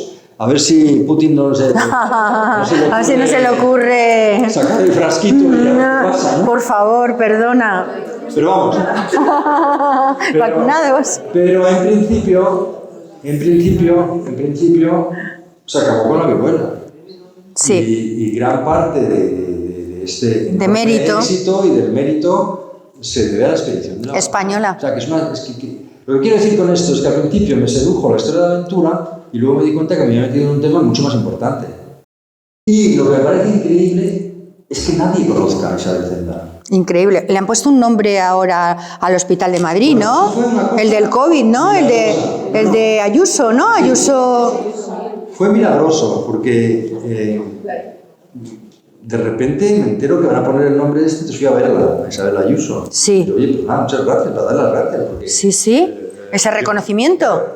es un personaje que yo descubro haciendo la investigación de este libro y de repente me lo veo que le pone el nombre en un hospital. Ha tenido huevos ella, porque todas las versiones era para que pusiera Hospital Felipe VI. Pero como ya es muy lista y ve que lo de la monarquía en este momento no es mi momento, pues yo creo que... Eso fue Miguel Ángel Rodríguez, no fue ella, ¿eh? Yo creo Fue que Miguel Ángel Rodríguez, ella no tenía da para algún novio, eso. algún amigo sanitario que le dio pasar el libro, que me dije, mira, leí el libro en agosto y no lo dudé ni un momento. Enfermera Isabel Zendal. Pues oye, fantástico, porque por lo menos se empieza a reconocer. Lo que pasa es que, claro, al haberlo hecho ella, ahora Isabel Zendal es de derechas. Claro. Es decir, que La todos enfermera los- fachuza. Todos los ayuntamientos que le han puesto placitas y que le han puesto estatuitas y que le rinden homenaje son todos del PP. No hay ni uno del PSOE que me haya llamado para ir a hacer un discurso a hablar de Isabel Zendal. Pero te digo yo que eso se le ocurrió a Miguel Ángel Rodríguez A lo mejor. y No, Miguel Rodríguez no sabía nada cuando fui a verle. Uy, no sabía uy, ni del uy. libro. ¿Qué va? Que no conocía a No, a Isabel. Miguel Ángel Rodríguez yo, me extrañó porque yo pensé que lo había sido él también. Yo también. No, O pues sea, no sabía del libro. esa mente No, malévola. Esa historia le salió a ella porque le salió. Yo creo que porque tiene amigos sanitarios. Está muy metido. Sí, ¿verdad? O que leyó el libro. O que leyó el libro. Que Pero el aquí... libro no lo leyó así por la nada, el libro lo leyó porque alguien se lo dio. Claro. Desde se encuentran muchas cosas. La pandemia nos dio tiempo a todo. Tuvieron tiempo para todo. Porque ese libro en la pandemia hizo tres ediciones más. Es lo que decía, que había resucitado. Claro, resucitó No, ¿qué me ha con... pasado con el libro resucitase? Pero es que era cuando estabas contando el método, el que lo cuentas ahí en el libro y tal, y no sé qué, digo, es que cuando aquí no había vacunas, ahora con el COVID, era eso. Sí. Nos sacaron, yo doné hasta, Sí, era lo mismo. hasta 3 veces el líquido de oro, que no sé por qué no siguieron por ahí, Pero, porque era gratuito, claro. pero Porque no es negocio. Exacto, ya está, pero- porque no ha sido pero- negocio, pero era maravilloso nuestro líquido de oro. lo que sí es verdad es que si en España es uno de los países con mayor tasa de vacunación del mundo, es porque también tenemos tradición. Sí, Porque hay tradición de eso. Efectivamente. Porque fuimos el primer país en hacerlo. Entonces, tiene algo que ver, quiero decir. Siempre la historia es interesante también para iluminar el presente, ¿no? Y luego, en esta senda de desenterrar héroes desconocidos, como me ha dado por hacer últimamente, me encontré otro héroe desconocido que es Rafael Guastavino, que es el personaje de mi último... no, pero antes vamos, que ese es el último, vamos a Conchita Montenegro, que también tuviste ahí otro pollo con Carmen Ro. Sí, es verdad, es verdad. Hombre, claro que sí, sí, yo te digo que va de pollo en pollo, ¿eh? Aquí no es nuestro amigo Javier, porque es verdad, mira que sacó a la luz Mi pecado en un libro a la actriz Conchita Montenegro y Carmen Ro, que decía que había escrito... No, te voy a contar exactamente. Cuéntalo tú, porque Yo- Carmen Ro, voy a poner en antecedentes quienes dirigió el programa Tómbola. Sí. Bueno, Entonces, ella quería ser escritora y escribió un libro, estuvo trabajándolo mucho, que era la historia de Conchita Montenegro. Yo no lo sabía. Y yo me pongo a hacer el libro y 2 meses antes de acabar el libro, recuerdo que fue llegando a Ibiza con mi mujer y abro el periódico El Mundo y había todo lo de Conchita Montenegro, sale el libro de Carmen Ro. Y yo, hostia, fue un palo gordísimo. Y llevaba ya 2 años trabajando en el tema. O sea, me quemó el tema, digamos. No me lo quemó adrede, pero me lo quemó. Y bueno, el libro de ella, la verdad, yo no lo quise leer para no contaminarme, para que no me digan luego, oye, que has cogido este libro y tal. No, lo termino el mío. Y no lo quiero leer, pero se lo doy a mi editora. Mira, echa un vistazo. Mi editora me dice, es que no puedo acabar de leer el libro. No podía leerlo porque era un libro que no estaba demasiado bien escrito, pero yo, bueno. El caso es que me quemó un poco el tema. Y entonces salgo yo y se me ocurre decir que no lo he leído en una entrevista y se empiezan a meter conmigo, como si yo les hubiera robado el tema. Y llevo 2 años en esto y no sabía que había otra señora escribiendo el mismo tema, también mala casualidad. Y se pusieron negros conmigo y me atacaron y que si les había robado el tema, que si no sé qué y no sé cuántos, y fue muy desagradable. Muy desagradable porque eso sí que no me hizo vender un libro más. Fue una de estas... Yo no conocía de nada hasta Carmen Ro. Ella tenía voz en las tertulias estas de televisión. De Prensa del Corazón. Sé que me ponían a parir en eso, pero claro, eso fastidió mucho el libro. Dirigió ese programa de tómbola horrible. No es la primera vez porque suele pasar, pero es verdad que a veces salen 2 temas por autores distintos, pero que es el mismo tema. Y es muy difícilmente un libro ayuda al otro, generalmente se matan, ¿no? ¿Sabes? O los 2 temas, o los 2 libros son muy buenos, o no. Fue muy desagradable esa polémica. Pero otro con polémica. Otro con polémica. Y el que no ha tenido polémica... Es el último. Efectivamente, ya hemos llegado. Es como en el concurso. Pues eso, el que tenemos aquí... El último es una historia mucho más íntima. Es muy bonito el libro. Está haciendo su carrera bien. No ha sido un bestseller como los otros, pero es un libro que sigue... Es un long seller que llaman. Se sigue vendiendo... Y es una historia de padre e hijo. Ya me cansé de tantas historias de amor. Que también hay amor porque le perdieron las mujeres, en el fondo, o sea que... El hijo, pero sobre todo es una relación de padre e hijo y luego es la historia de un genio español totalmente desconocido. No lo conoce nadie. Eso es, que en España de no... Valencia, y en Estados Unidos dejó una herencia de 1000 obras. Y no solo fueron obras bonitas y obras buenas, sino que imprimió estilo. Porque luego creó toda una generación de artistas y de arquitectos que le imitaron. Hace poco se descubrió un monumento suyo, resulta que no era suyo, porque era de hormigón armado, no podía ser suyo. Era de un imitador de Guastavino. Y, por ejemplo, si conocéis Nueva York, la estación Grand Central, toda la parte de abajo es de él. Hay ahí un restaurante muy conocido que se llama Ostras, que es de él. La estación de City Hall es de él. El puente de Manhattan, que sale en la película Manhattan, ese puente eso es lo de hizo él también. La catedral de San Juan el Divino, que es la mayor catedral católica del mundo, la bóveda es del hijo. O sea, es que él son 2 personas. Por eso la historia es muy bonita, porque son 2 Rafael Guastavino. El padre y el hijo se hicieron igual de buenos arquitectos los 2, y los 2 acabaron rivalizando además entre ellos. ¿Y cómo llegó en una época a Estados Unidos en que todo se quemaba en Chicago, en Boston y tal, y inventó esa técnica, ¿no? Él no lo inventó, él o la puso él era valenciano y había visto cómo Valencia, con el ensanche y tal, las obras, cómo estaba construida por las tripas. Sí. Toda su infancia, y le interesó mucho la construcción y los sistemas. Y él patentó una mejora de la bóveda tabicada, pero la bóveda tabicada se ha utilizado en España y los romanos lo han empezado a utilizar. Es muy sencillo, es rasilla, o sea, un ladrillo fino con yeso, y vas haciendo la forma que tú quieras y se aguanta por la forma, no por la masa. Y es una construcción muy ligera que aguanta, y además, al no tener madera ni hierro, pues aguanta el fuego. Y él lo que hizo fue patentar, o sea, mejoró el sistema, en vez de yeso le puso un cemento Portland y luego hizo unos tunchos metálicos y tal para aguantar. Y lo patentó. Pues es como patentar la paella, te quiero decir, que es impatentable. Pero él llegó a Estados Unidos con esa idea.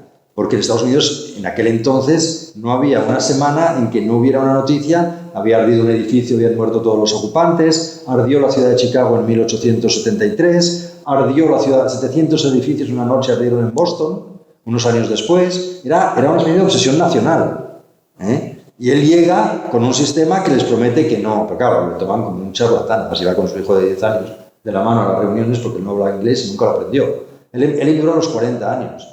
Yo lo que descubrí ahí fueron dos cosas. Por un lado, un tipo desconocido que ha hecho una obra magnífica que nadie sabe, y por otro lado, una historia personal, novelesca, a más no poder, sin tener que inventar nada tampoco. Porque descubro, gracias a las cartas que conseguí, que tenía doble vida, me entero por qué la mujer lo echó de casa, por qué acabó sin un duro, por qué intentó ir a Estados Unidos y no fue a Cuba, donde hablaban español. El hijo no era hijo de la mujer, era hijo de la criada. Otro. En fin, empiezas Otro. Bella. un novelón, pero un novelón de estos de un folletín sensacional. El tipo era genial, pero totalmente, pues esos genios de aquella época. Era buenísimo en su trabajo, pero fuera de su trabajo era un caos. No sabía manejar el dinero, no sabía manejar a las mujeres, y está contado desde el punto de vista del hijo, que intenta entender por qué su vida es la que es y por qué su padre es así. Y entonces el hijo intenta investigar, intenta saber quién es su madre, intenta encontrarse con ella. Y bueno, al final no os voy a hacer el spoiler, pero Claro. te quiero decir que es la historia.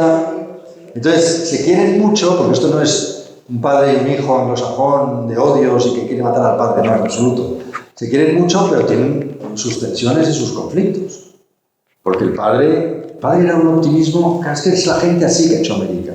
Daba igual lo que le ocurriese, daba igual. Él siempre estaba contento, siempre para adelante. Era una cosa increíble, se arruina, pierde todo, tiene que empeñar su violín para pagar el alquiler de casa.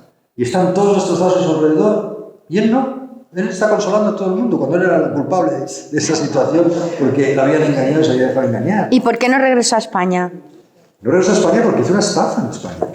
Una estafa contra amigos suyos, además. Entonces había una orden de busca y captura. Eso lo descubrí también en la historia. Y eso fue su gran drama, que se sentía muy español. Él hacía paellas en su finca enorme, que ganó mucho dinero, que es una empresa formidable. Y se instaló en Black Mountain, que era en Carolina del Norte, y ahí todos los domingos, en su finca, invitaba a las fuerzas vivas, invitaba al forense, al médico, al sheriff, a comer a casa. Y luego, como él hacía vino, también pues, nos emborrachaba. Salían todos piripi de los domingos en casa de Guastavino. Y hay una poetisa local americana que iba también y que escribió un poema sobre los domingos en casa de Guastavino. Y Guastavino fue muy genial. Y otra cosa, también pasa como con Zendal. La gran pena es que aquí... No se le conoce, que aquí lo que decíamos en la introducción, ¿no? Han puesto una calle, pero ahí lejísimos. Y allí hay una guía en Estados Unidos, en Nueva York, que se la dan a la gente para que vaya haciendo el recorrido. En Estados Unidos, si vas al Museo de la Ciudad de Nueva York o al Ayuntamiento, han editado unas guías que se llaman New York Guastavino. Sí. Entonces se proponen varias Tiene un montón de fans. Para ver la obra suya, ¿no? Sí. El otro día, yo estaba en Washington hace 2 semanas. Cuéntanos ese viaje. De repente digo, aquí hay Guastavino, claro. Claro. El Capitolio era de ellos. Dice una foto. El Museo de Historia Americana, la cúpula es de ellos. Entonces estuve muy emocionado redescubriendo el Guastavino que hay en Washington. Han dejado su huella en todo Estados Unidos. Y no sabemos nada de él. Ahora se empieza un poco. Pero muchos arquitectos no sabrán ni el Guastavino todavía. Es increíble. Y mira, después de todos los personajes que hemos ido desgranando, hay algo muy bonito que la gente te ha dicho en alguna ocasión, y es que han empezado a leer después de leer un libro tuyo. Eso me parece una cosa preciosa, sí, ¿no? Eso es el mejor pago que puede recibir un escritor, que digan eso. Efectivamente, ¿no? Sí. De que no, eso me lo escriben y bueno, mira. Tus temas se suelen centrar siempre, como hemos estado viendo ahora y desgranando, en personajes reales. O sea que... A mí me gusta la vida real, a mí me gusta inventarme las cosas. Que tienen un 10% de ficción, tus libros. Es que no es exactamente eso. Es ficción porque yo recreo los diálogos. Obviamente yo no estaba allí, con el Marajá de Capurtala estaba negociando con los papás de Anita. Señora, pero con la documentación que he conseguido, pues lo puedo recrear de una manera creíble. Yo dramatizo la historia y procuro inventarme lo mínimo, porque generalmente la experiencia que tengo es que cuando no me ha alcanzado la documentación y tengo que inventarme algo para pasar de una escena a otra, lo que me invento, porque voy con cuidado para que sea creíble, para que sea tal cual, siempre es mucho más débil que luego a lo mejor encuentro esa documentación o esa información y es mucho más fuerte de lo que yo he inventado, pero siempre. Sí. Porque la vida es mucho más sorprendente de lo que te puedes inventar. Yo no me puedo inventar la escena Guastavino, que era otro mujeriego. Hacia el final tenía una mujer estupenda, Francisca, una mexicana, que es la que le ordenó la vida y fue la mujer de su vida, digamos. Y él seguía con sus ganas de echar una canita al aire, ¿no? Y un momento dado queda con la secretaria de un taller de arquitectura en un hotel en Nueva York para tomar una copa. Él vivía en Carolina del Norte, coge el tren. Y la mujer... Se cosca. Le sigue en el mismo tren, lo coge, por supuesto, en otra tal, y le sigue. Y cuando está él en el Waldorf Astoria, hotel recientemente estrenado, tomándose una copa con aquella secretaria rubia que pensaba ligarse, irrumpe en ese momento la mexicana, que era una mujer de más tomar, para aguantarlo tenías que ser de más tomar, y empieza a insultar a la pobre chica y el roba, no sé qué. ¿Y eso lo has novelado un poquito? No, eres una golfa, sí, lo he novelado. ¿Lo has novelado un poquito? No, eres una golfa y tal. No, y luego se enzarza con esta chica y le arranca un mechón de pelo. Y la chica pega un grito que se oye hasta el otro lado de la Quinta Avenida. Bien, ese mechón de pelo está en un sobre en los papeles de la familia.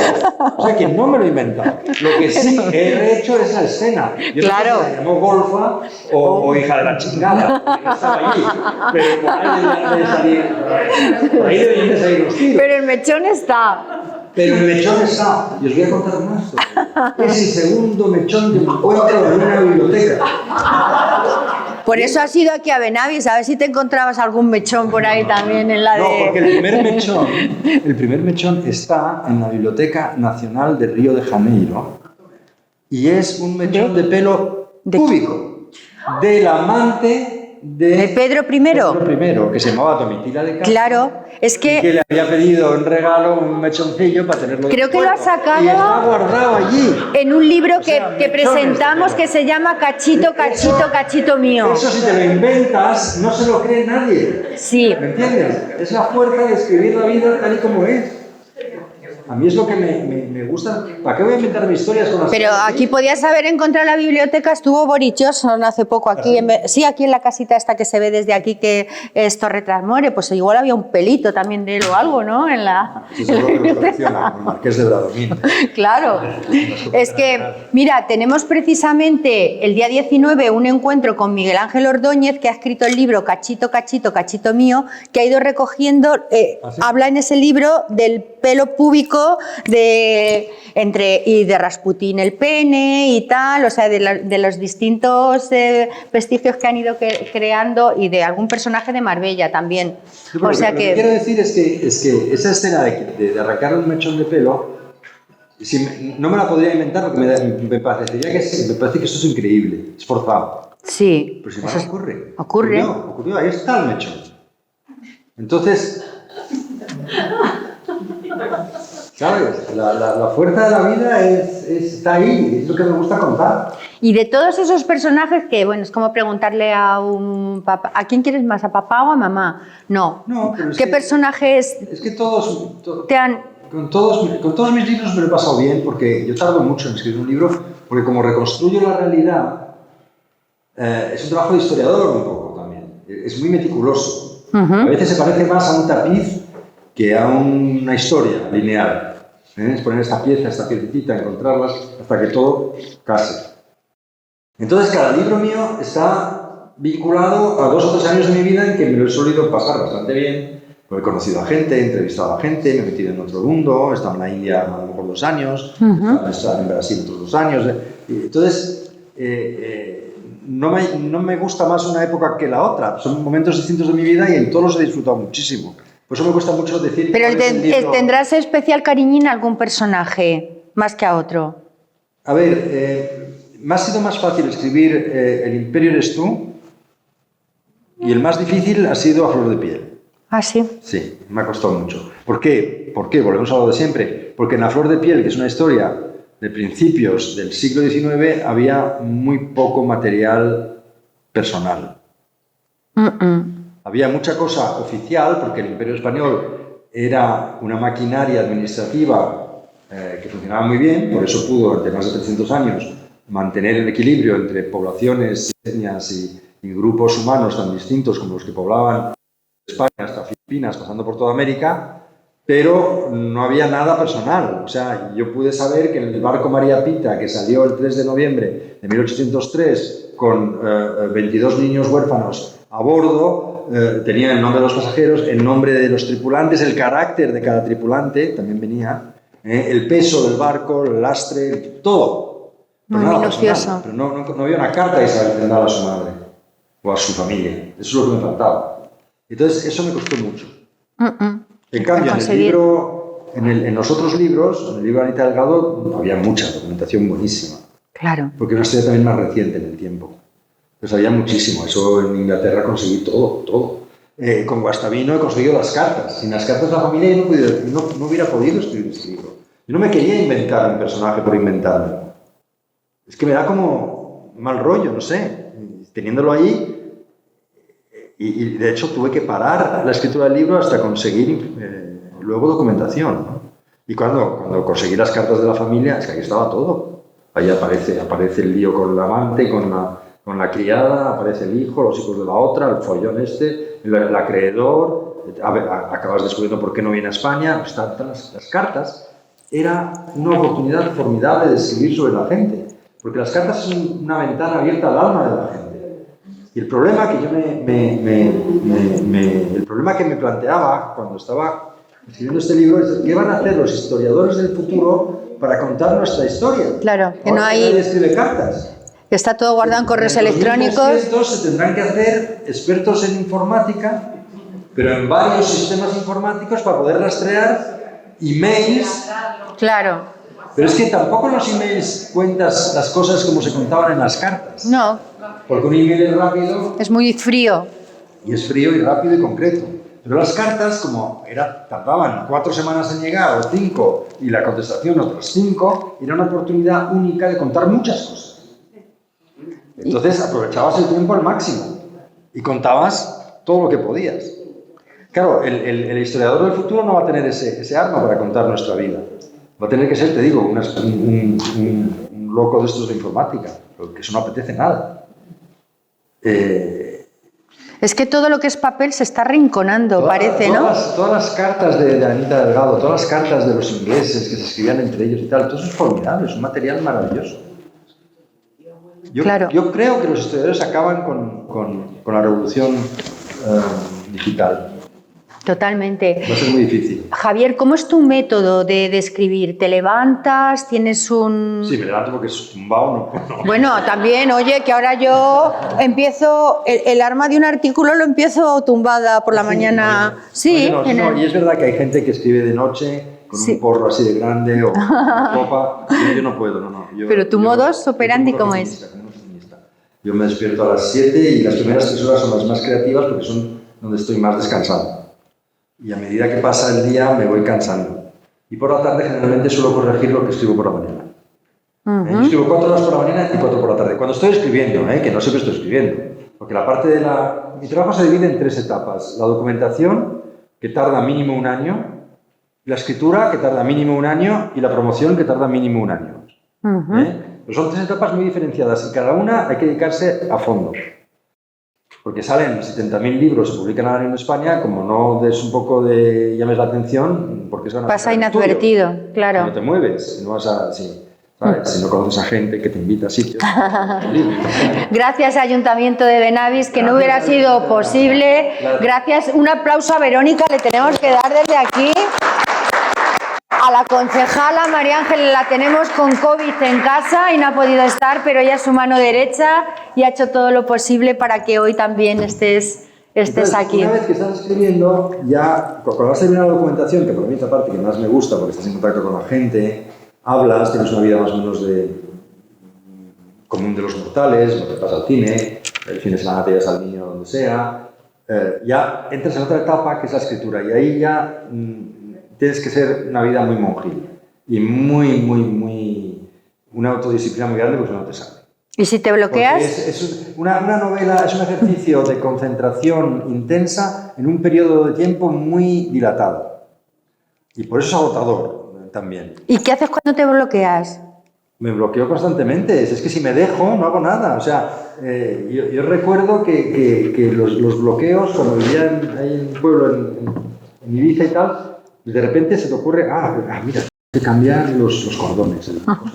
Qué importante ir a cambiar los cordones. Te coges el coche, te vas al pueblo, pierdes toda la mañana, consigues unos cordones, vuelves y ya es la hora de comer y ya es como si hubieras trabajado y no has hecho nada. Entonces no puedes dejarte, tienes que realmente, pues cuando te bloqueas tienes que aprender a desbloquearte. ¿Eso y cómo se aprende? Pues generalmente un bloqueo viene porque la estructura falla en el principio.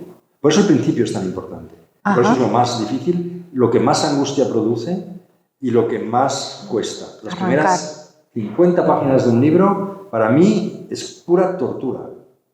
Pura tortura. Y muchas veces he tenido que empezar. No las tiras del todo, porque luego ese material lo usas, pero he tenido que empezar. He llegado a la página, el salir rojo, llegué a la página 90 y tuve que tirarlo todo. Había empezado mal, no podía seguir. Esto es un poco como una casa. Si los cimientos no están bien hechos y vas poniendo las piezas, si el edificio empieza a hacer así, a un momento dado se te cae. O no puedes seguir. Entonces tienes que mirar hacia atrás y decir, ¿dónde está mal esto? Para poder, de alguna manera, rehacerlo y tac, tac, tac, tac, tac, tac. Y es de mucho pensar, de estar muy concentrado y es un trabajo que solo sale a base de estar totalmente obsesionado con el tema. Cuando conocí a Sonia Gandhi se lo dije. Porque antes de todo este lío que os contaba antes, cuando tuve el libro terminado, fui a la India y ahí en un cóctel me la encontré. Y dije, uy, esta es la mía. Entonces me acerqué y yo quería que ella leyese el libro para evitar lo que pasó. Porque me veía que iba del follón. Y le dije, mire, tengo el libro acabado y, como se dice en la India, I would like your blessing. Para no tener problemas. Ahora hay tiempo de, si hay algo que no quiera que ponga, pues lo quito y yo quería ganarme. Y ella ahí me decepcionó bastante, porque es que la arrogancia del poder no escapa a nadie a eso. Primero la saludé y le dije, señora, llevo durmiendo con usted 4 años. Y se me reaccionó, ¿quién es este loco que se ha pasado aquí por el centro de seguridad y dice esas cosas? Y entonces le expliqué que era el del libro. Eres el del libro. Ya había oído hablar. El del saco. Con un moscón alrededor y ya sabía quién era. Entonces le dije, llevo 4 años durmiendo, pensando en usted, despertándome pensando en usted, porque estoy escribiendo su sí, eres el del libro, y no le hacía ninguna gracia. Y entonces, cuando le dije eso, me gustaría darle el manuscrito y que me dé usted su visto bueno, me mira así y me dice, we never read what's written about us. O sea, nunca leemos lo que escriben sobre nosotros. ¿Cómo diciendo nosotros, los Nehru? No vamos a trabajarnos a leer lo que una pequeña cucaracha como tú, periodista español, has escrito sobre nosotros. No nos importa. Dijo, bueno, pues muy bien. Y luego pasó lo que pasó. Lo que ya os conté. Pero eso lo intenté, por lo menos lo intenté. Todo eso para deciros que es y claro, es un proceso la vida con un escritor no es nada fácil, porque tú cuando terminas de escribir no cortas. Y tú vas a la cama pensando qué escena toca mañana, a qué olía el cuello de ese personaje cuando el novio la quería seducir, ¿sabes? Estás intentando siempre... Estás metido dentro de... Y no estás tranquilo hasta que lo sacas de todo. Y entonces cuando lo sacas estás muy contento porque vuelves a tener una vida normal, vuelves a ir a por... ¿Y tu familia se ha acostumbrado? ¿Tus hijos, tu esposa? Bueno, he tenido un divorcio, pero es que no queda otra, es así, ¿no? Y eso que yo soy muy ordenadín, quiero decir que no, yo ahora viajo menos que antes, pero es verdad que te absorbe muchísimo, te absorbe todo, o sea, es un esfuerzo muy grande. Te tienes que entregar absolutamente en carne viva a un libro, si no, no te sale. Es imposible hacer esto como... Y luego hay una idea que la gente piensa, pero que es falsa, la inspiración no viene de fuera. Decir, escribir, qué bonito. Bueno, qué bonito será bonito escribir una postal en un hotel tomándote una copa, pero escribir un libro no es nada bonito. Es un trabajo. Un esfuerzo enorme. Es un trabajo. Y la inspiración no es algo que viene de fuera. No es una luz que de repente viene y tú, no. La inspiración es el resultado de una concentración muy, muy intensa en un tema, tan intensa que se crean sinapsis nuevas que parece que viene de fuera, pero viene de lo que estás tú tan concentrado. Por eso te dicen que la inspiración te pide ir trabajando. Es que la inspiración es el resultado del trabajo y de la concentración extrema. Si no, no sale. No es algo exterior a ti. Y lo de escribir, pues es como... Yo os digo la verdad, lo asimilo mucho, aunque uno trabajo es físico y el otro es mental, a la construcción. Tú pones ladrillo tras ladrillo, como yo pongo frase tras frase, termino un párrafo, termino un capítulo y el albañil tiene una puerta y tengo que poner una buena entrada del siguiente capítulo, tengo que seguir poniendo frases, ladrillitos, tengo que construir mi... Pero es así, no es algo... Y realmente te debe fatigar en el sentido de que le pones tanta pasión, o sea, yo que me toca, pues por mi trabajo, leer tantos libros, cuando cojo tus libros, lo que desprendes realmente es pura pasión. Es que si no, no te sale. Es que es la única manera de enganchar al lector, porque es que hay otros que, vale, te los vas a leer y dices pum, pum, pum, y vas como lineal. Es que yo intento contarlo todo por dentro, entonces claro, eso cuesta mucho. Pero fíjate, seguro que os ha pasado a vosotros. Si leéis un libro que se tarda a lo mejor 15, 17, 20 horas en leer, un libro así de 450 páginas, a veces no queréis que se acabe. Sí. Porque os gusta tanto que... Claro, que da como... te quedas huérfano. Cuando has terminado pues el libro es como... Pues imagínate si eres el autor, que no llevas 15 horas con ese libro, llevas 3 años. Puf. Y lo acabas. ¿Y porque cómo aparte estás muy contento porque has cruzado el Everest, es decir, ya estás del otro lado, has asimilado todo esto, lo has hecho, lo entregas, estás muy contento porque vuelves a tener tu vida cotidiana, vuelves a salir con los niños el fin de semana, todas esas cosas que no has podido hacer durante los meses de escritura, pero luego lo entregas al editor y al cabo de 2 semanas o 3 te empieza a traer un vacío, porque ya no estás con tus personajes, ya no estás con ellos. Porque lo bueno de la lectura y lo bueno de la escritura es que tienes una doble vida cuando estás leyendo un libro. ¿Qué método de viajar al pasado mejor se ha inventado que la novela histórica? Ninguno. Y encima no te tienes que meter en ningún aparato, no tienes que... Claro. No hay problema de gravedad, estás en la playa tranquilamente leyendo. Estás en tu casa, estás leyendo y te coges una buena novela de Posteguillo y estás en Roma. Sí. Luego hay personajes admirables, pero que no dan para un libro. Por ejemplo, a mí me contrataron para escribir una serie sobre la Madre Teresa de Calcuta para la televisión americana. No, buenísimo, fue el proyecto más difícil de mi vida. Porque ¿qué cuentas de una santa? No hay escena de sexo, no hay amor.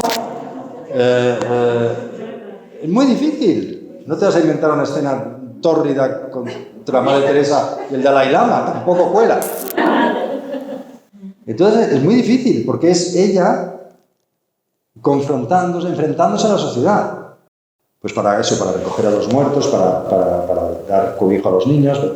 Es formidable, el tema es muy bonito, no hay duda. Pero una santa es un personaje que no tiene conflicto, que no tiene... difícil de agarrar. Al final descubrí el conflicto de ella, pero no servía para la televisión, porque era un conflicto interior. Ella tuvo unas crisis de fe enormes antes de morir.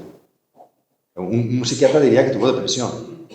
De repente, esa mujer que crea una multinacional de la caridad con 300 casas en todo el mundo, de repente se encontraba con ese terrible problema que no creía. De repente, ¿y si Dios no existe? Eso era fuerte, era buenísimo. Pero buenísimo para un libro, no daba para... Porque es un conflicto interior muy grande. Pero quiero decir que por eso las películas de malos, por eso El Padrino, por eso la serie esta de la familia italiana, esta mafiosa, Los Soprano, por eso tienen tanto, porque es malo o bueno. O sea, el Soprano, el personaje principal, es terrible porque mata a sus rivales, engaña a su mujer, roba a su amigo, pero es un padre excelente que se desvive por llevar a su hijo al cole y para que el niño tenga todo lo que puede. Eso lo hace humano.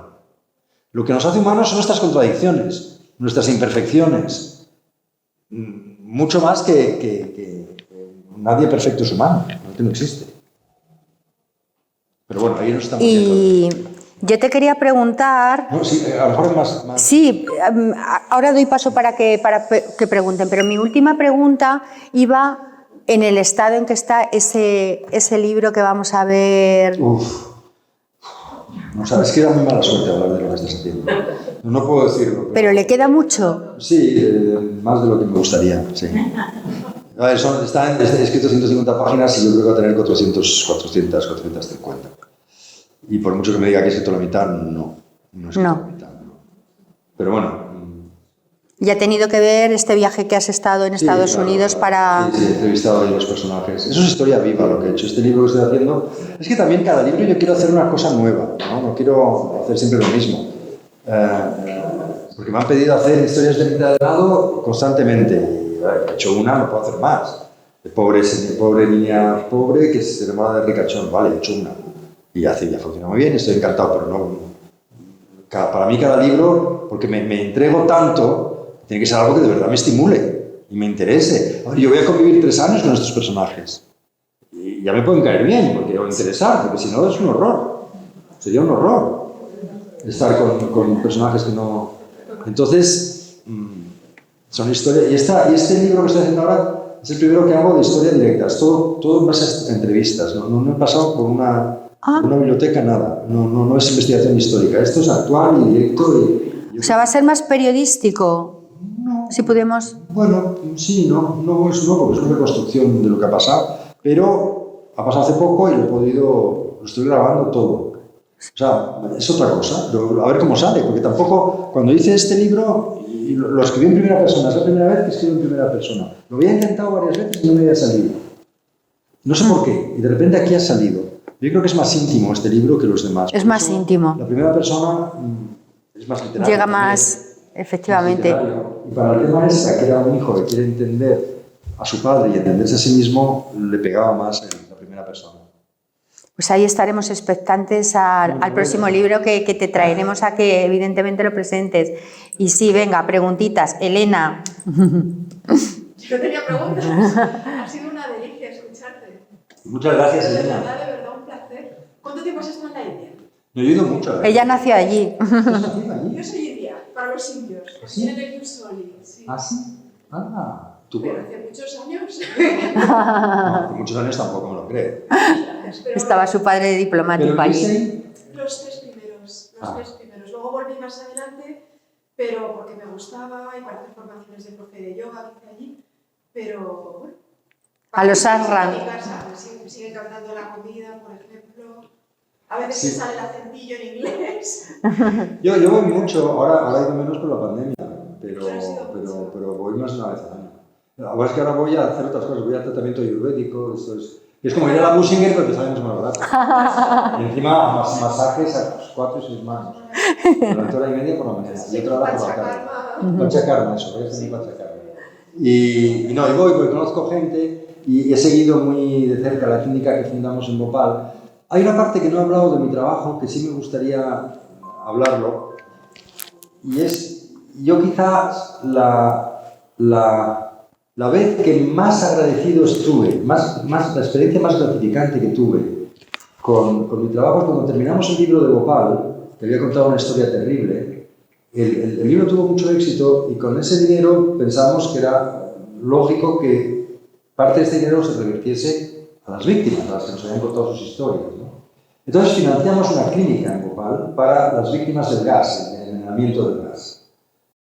Y de repente, recuerdo el día ese de la inauguración, había una cola de enfermos, había médicos, se había montado todo un tinglao, y digo, coño, yo empezaba esto con un libro y un cuadernillo, bueno, y un ordenador, pero hasta sin ordenador lo puedes hacer.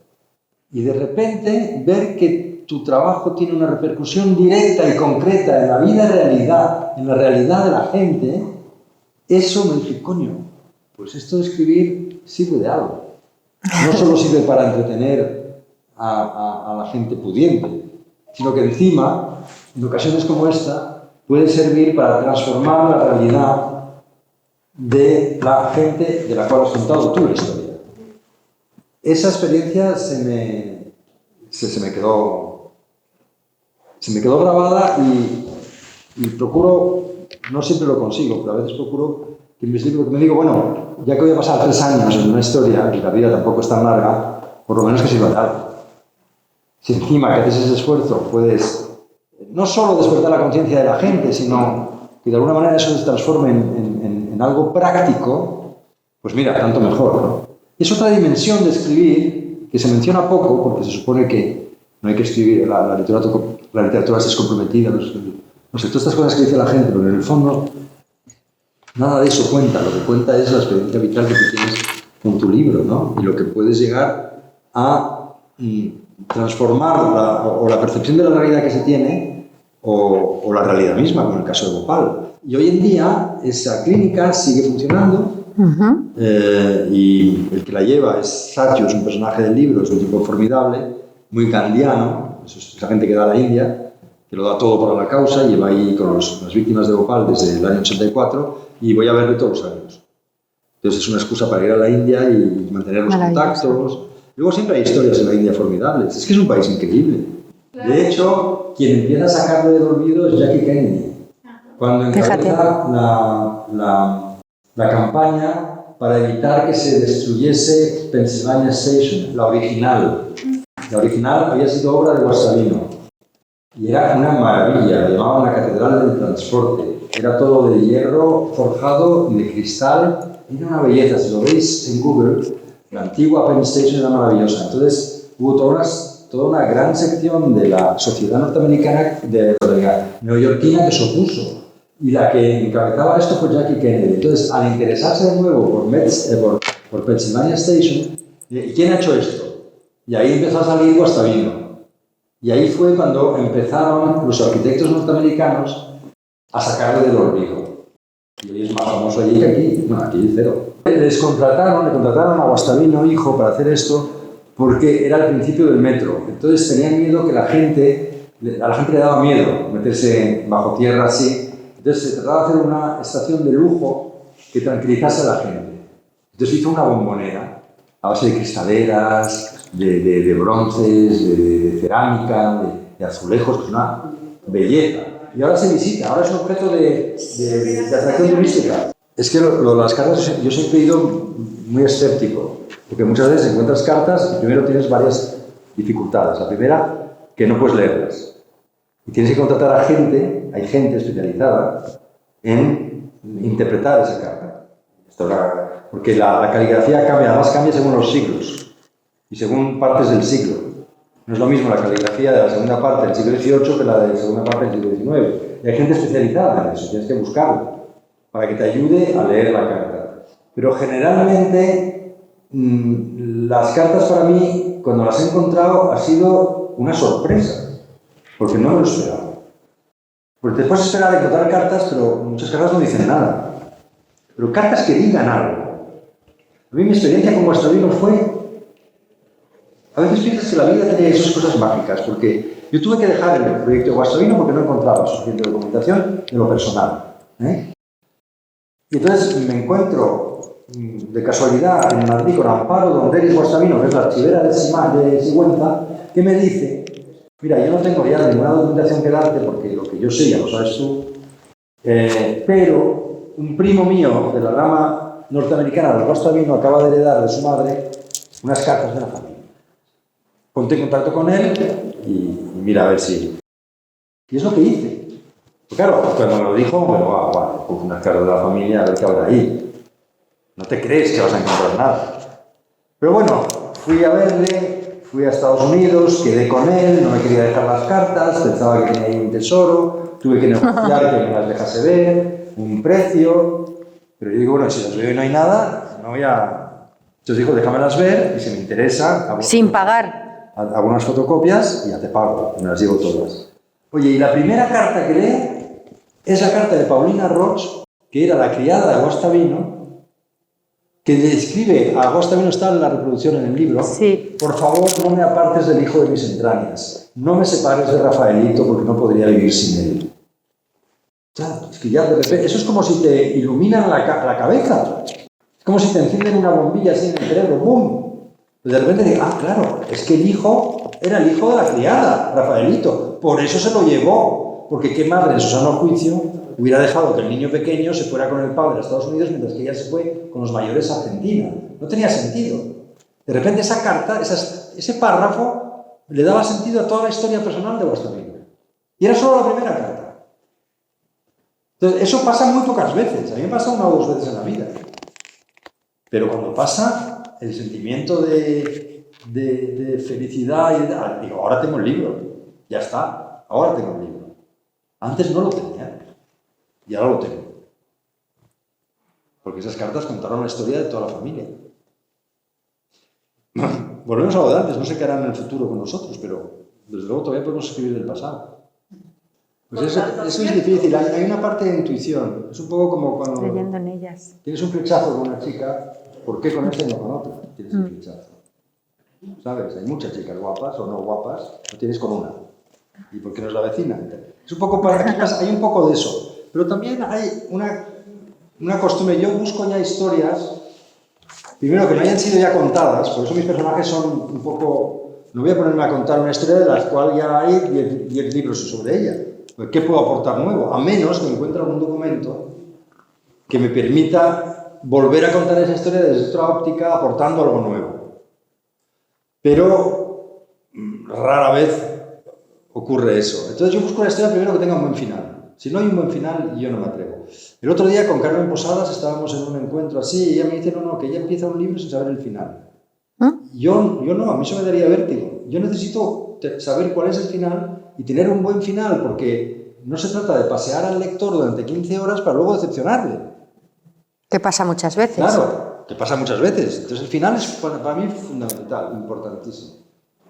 Yo el final de Guastavino lo vi clarísimamente cuando el hijo encontró a su madre, después de haber estado privado de su madre toda la vida. Digo, eso es un final buenísimo. El final de Pasión era también muy bueno. Los finales tienen que ser buenos para mí. Y es difícil encontrar una historia. A mí me cuesta mucho. Una buena historia que tenga elementos de suspense, que sea interesante, que tenga personajes interesantes, redondos, Yo me tengo que enamorar de la historia para poder conseguir luego que el lector se enamore de la historia. Si no, es imposible. Entonces no hay una regla, porque a veces ha sido leyendo un periódico, a veces ha sido un amigo que me dice, oye, échale un vistazo a esta historia que vas a ver que es buenísima y nadie lo sabe. Digo, pero bueno, si hay escritos muchos libros. Y dice, sí, pero ninguno como lo que tú puedes escribir, dice el amigo mío. Y eso fue El Imperio eres tú. Yo, si no, no me había fijado en lo primero. Él me dijo, fíjate, mi editora me dijo, mira, Guastavino es un personaje que te puede interesar y tal. A veces es el resultado de un libro que lees, o a veces es un spin-off de una investigación que has hecho, que descubres otros personajes, otras historias, y dices, uy, esto daría para un libro. Y esto lo guardo aparte porque puede que dé para un libro. Pero no es fácil, ¿eh? Y además que con la edad uno se hace cada vez más exigente. Y entonces, claro, pues historias buenas por contar así no es tan evidente. Luego, muchas veces es el punto de vista, si te das cuenta. Sus memorias ya, que es muy joven. Muy joven, no. Yo era joven. Fui joven. La juventud siempre está dentro de uno, o sea que solo envejecen, como dicen, los vinos y los quesos, ¿no? Las personas no, las personas van cambiando el envase, solamente eso. Y... Bueno, yo tuve la suerte de tener a mi tío Dominique cerca. Exacto. Yo colaboré con él, trabajé con él y con Larry Collins, cuando tiene esos libros tan estupendos como Jerusalén, Esta noche de la libertad, es el libro más bonito sobre la India que yo he leído. Escribieron un libro sobre España precioso, la historia del cordobés, que se llamaba Guevara Suito for Me. Entonces, claro, yo tuve la suerte mi abuela escribía, mi prima es escritora, mi tío abuelo era guionista de cine y escritor de novela negra. Y es que me enamoré de la India. Es que la India es un país... ¿En qué país del mundo llegas? Abres el periódico y la noticia del día, cuando llegué a Bombay en un viaje de 2 o 3 años, era... yo me imaginaba ser el alcalde de Bombay y me llega ese problema. Digo, ¿cómo reaccionaría? Resulta que los vecinos de todo un barrio enorme del centro de Bombay protestaban porque olía mal. Y olía mal porque ese barrio tiene el cementerio de los parsis, y los parsis no entierran a sus muertos. Los ponen en la colina y esperan a que los buitres vengan y se coman al muerto en una especie de símbolo de que la muerte pues vuelve la vida vuelve, vamos, esa cosa... Un ritual. Un ritual, ¿no?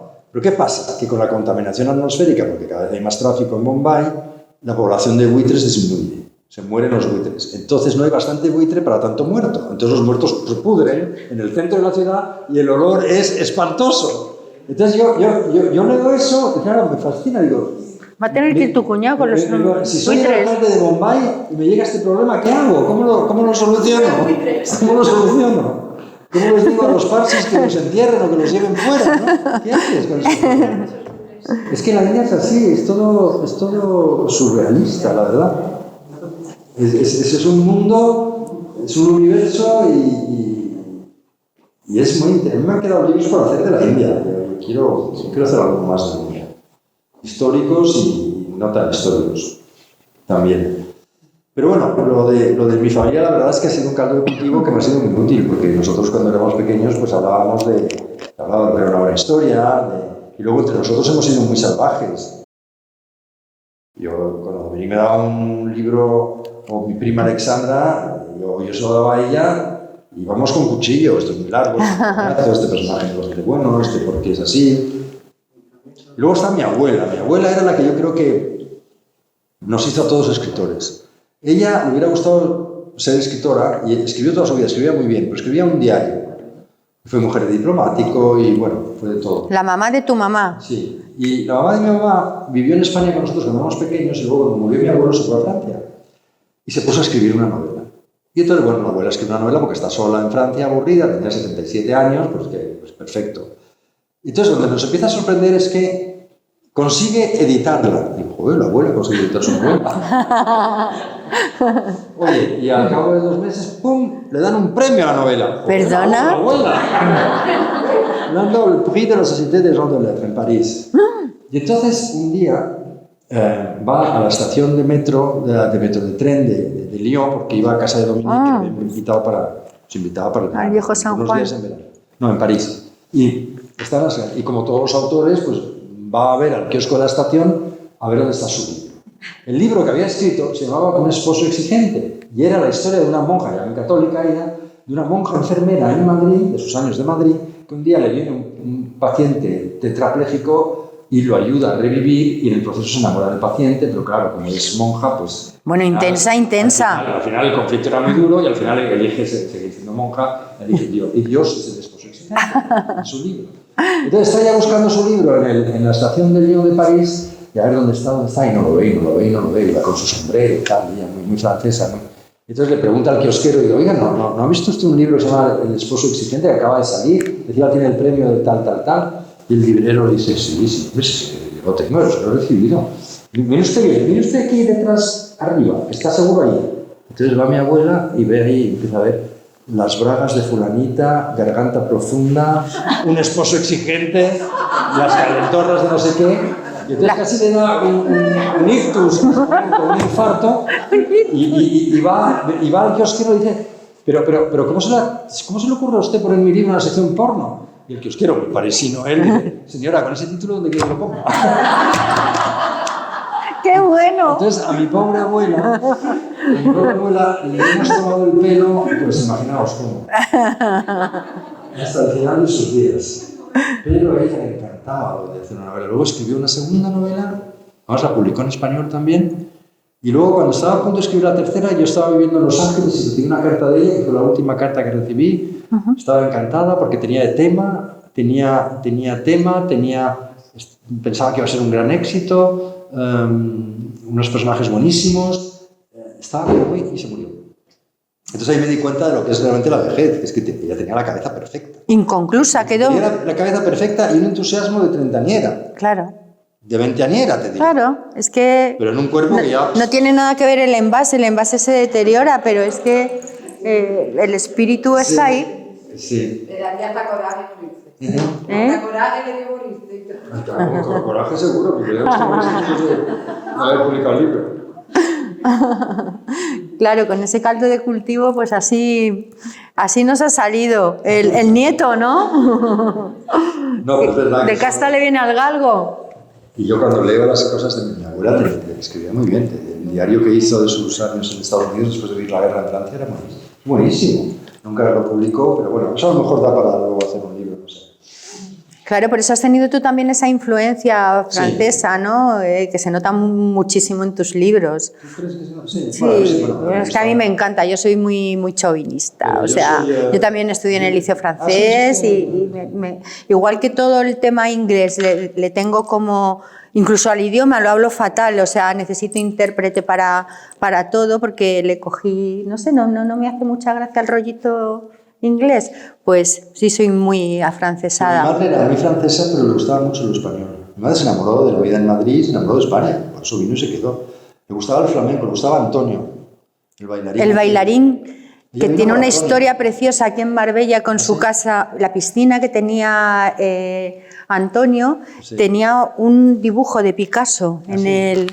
Y Cousteau la pintó, es maravillosa la historia. Era una francesa fascinada por el flamenco y por todo lo español. Entonces vino, fíjate lo que me dijo poco antes de morir, dijo, la mejor decisión que he tomado ha sido cuando murió tu padre no volver a Francia, quedarme a vivir aquí. Y lo disfrutaba, porque claro, es verdad que en Madrid, cuando era mayor, siempre había alguien que le ayudaba a cruzar la calle, es decir, nunca ha tenido que cuando ya empezaba a caminar mal y tal, es una simpatía natural que eso en París no lo hay. Olvídate, ni en Londres ni en pocos sitios. Y eso mi madre siempre era más defensora de lo español que la familia de mi padre, que eran españoles. Fíjate.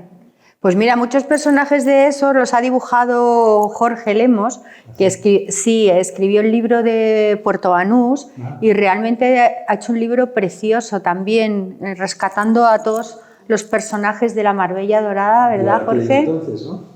Yo venía la primera vez a Marbella invitado por Miguel Bosé, que estaba en la clase conmigo, estábamos en clase, tenemos los amigos del colegio. Uy, ahí ya tienes un libro. Nos invitó el torero, Dominguín, que tenía un piso de estos maravillosos, que era todo de mármol, aquí en Marbella, en un edificio de estos que daba a la playa, ¿no? Sí. Nos lo dejaba para pasar vacaciones cuando teníamos 17, 18 años, y veníamos todos los del colegio a la casa aquella. No eran antivacunas todavía, ¿no? Porque si no, con el librito de... No explico lo que ha pasado, la verdad es que no lo explico, no lo reconozco. Nadie lo entendemos, yo también he hecho giras con él y tal, y no entiendo ahora su... Muy bien y no sé, loco, no sé. A ver, me da mucha pena, la verdad, porque a mí me irrita.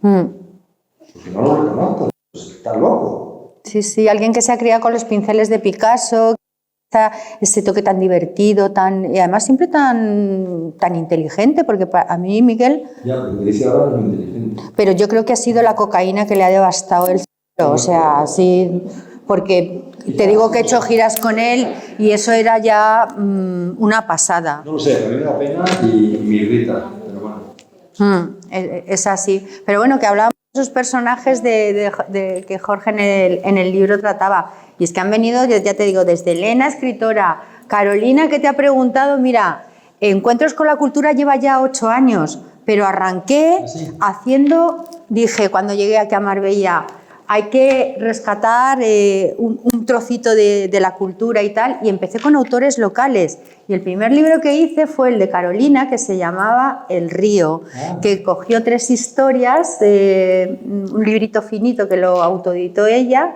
y fue mi primera autora. Bueno, es mi mejor amiga también. Pero nos hicimos amigas justo porque éramos vecinas, pero solo doy hola y adiós, y un día se me acercó y me dijo, ¿tú eres periodista? Y dije, sí, tal, es que mira, he escrito un libro y me gustaría que lo leyeses y para ver qué opinas y para si me lo presentas y tal, y no sé qué, y así nos hicimos las mejores amigas. O sea que, mirad qué bueno es leer, ¿eh? Que acabamos haciendo como aquí, en el foro de encuentros, que la mayoría de la gente, pues mira, amigas, vamos a Ojén, a Benavís, vamos haciendo nuestras... ¿No siempre es aquí, es en Ojén? No, aquí hacemos... Este año hicimos el de David, en febrero, que se lo presentó, el libro que presentamos aquí del corresponsal, se lo presentó Javier en Madrid, ¿verdad? Y hemos hecho el tuyo y ahora en octubre pues tenemos el siguiente, ¿verdad? Que todavía no sabemos quién será, pero el día 19 vamos al Ayuntamiento de Ojén, que es otro pueblecito blanco, como este que es encantador también, y ahí haremos el de los osados de Donald Trump, que con Miguel Ángel Ordóñez. Y luego, que se me había olvidado decirte, porque me dijo que te diera recuerdos, tenemos el día 24 a Almudena Arteaga, que firma por primera vez como como duquesa del Infantado, que dijo... Sí, yo también tuve un rifirrafe con Javier. Digo, no, otra que ha tenido un rifirrafe con Javier no puede ser, por lo de Zendal, ¿no? Nunca llegamos a tener un rifirrafe porque somos muy amigos. Sí. Pero es verdad que yo cuando escribí ese libro no me percaté de que ella había escrito un tema... había escrito de las vacunas. La primera en escribir el libro, en contar la historia de la vacuna, fue ella. Fue ella. Almudena, que la traemos con la Condesa Criolla, que acaba de escribir un libro, siempre son históricos, de Carlos V, de... No, es que ya tiene mucha historia. Tiene mucha historia. Y firma por primera vez, dice que ya se atreve a poner su firma como duquesa del Infantado. Y además lo vamos a hacer, es precioso el sitio, acaban de inaugurar el Trocadero de Estepona y la parte de arriba que nos la van a cerrar, os animo a que vayáis porque están salpicando las olas del mar, es que son sitios diferentes, con autores diferentes y vamos cogiendo un poco de cada sitio. Un abrazo a mi parte porque somos muy amigos, vamos. Claro, se lo diré, me lo ha dicho que te lo diera. Otro hubiera protestado, me hubiera dicho, ¿por qué has pisado el tema y tal? Pues no es que se lo he pisado, es que yo me metí a hacerlo y me enteré cuando estaba más allá de la mitad que había otro libro, otra novela. Claro. Yo buscaba las fuentes primarias, la investigación primaria. Y entonces no lo leí también por lo mismo, para no contaminar ni nada. Bueno, pero esperemos... ella no montó ningún Cristo, como hubiera sido... Como la Carmen Ro, como... Sí, el nieto o el nieto, tal. Esperemos que en el libro que vas a sacar ahora no haya polémica. Sí va a que haber. sea... Sí va a haber, ¿no? Ya me lo ha dicho. Ese es el titular, sí va a haber polémica. Va a haber mucha, pero de otro orden. Sí, ¿no? Es que claro, como no hay manera de tirar, pues Javier, muchísimas gracias por todo, por haber estado aquí. Y ahora tenéis el libro fuera. Han traído, aunque hemos hablado de todos los libros, hemos traído el último, el de A Prueba de Fuego, pero que después de todo lo que os ha contado, y bueno, a mí me ha encantado. Ya tengo otro Anita Delgado aquí. Muchísimas gracias y os veo en el próximo encuentro.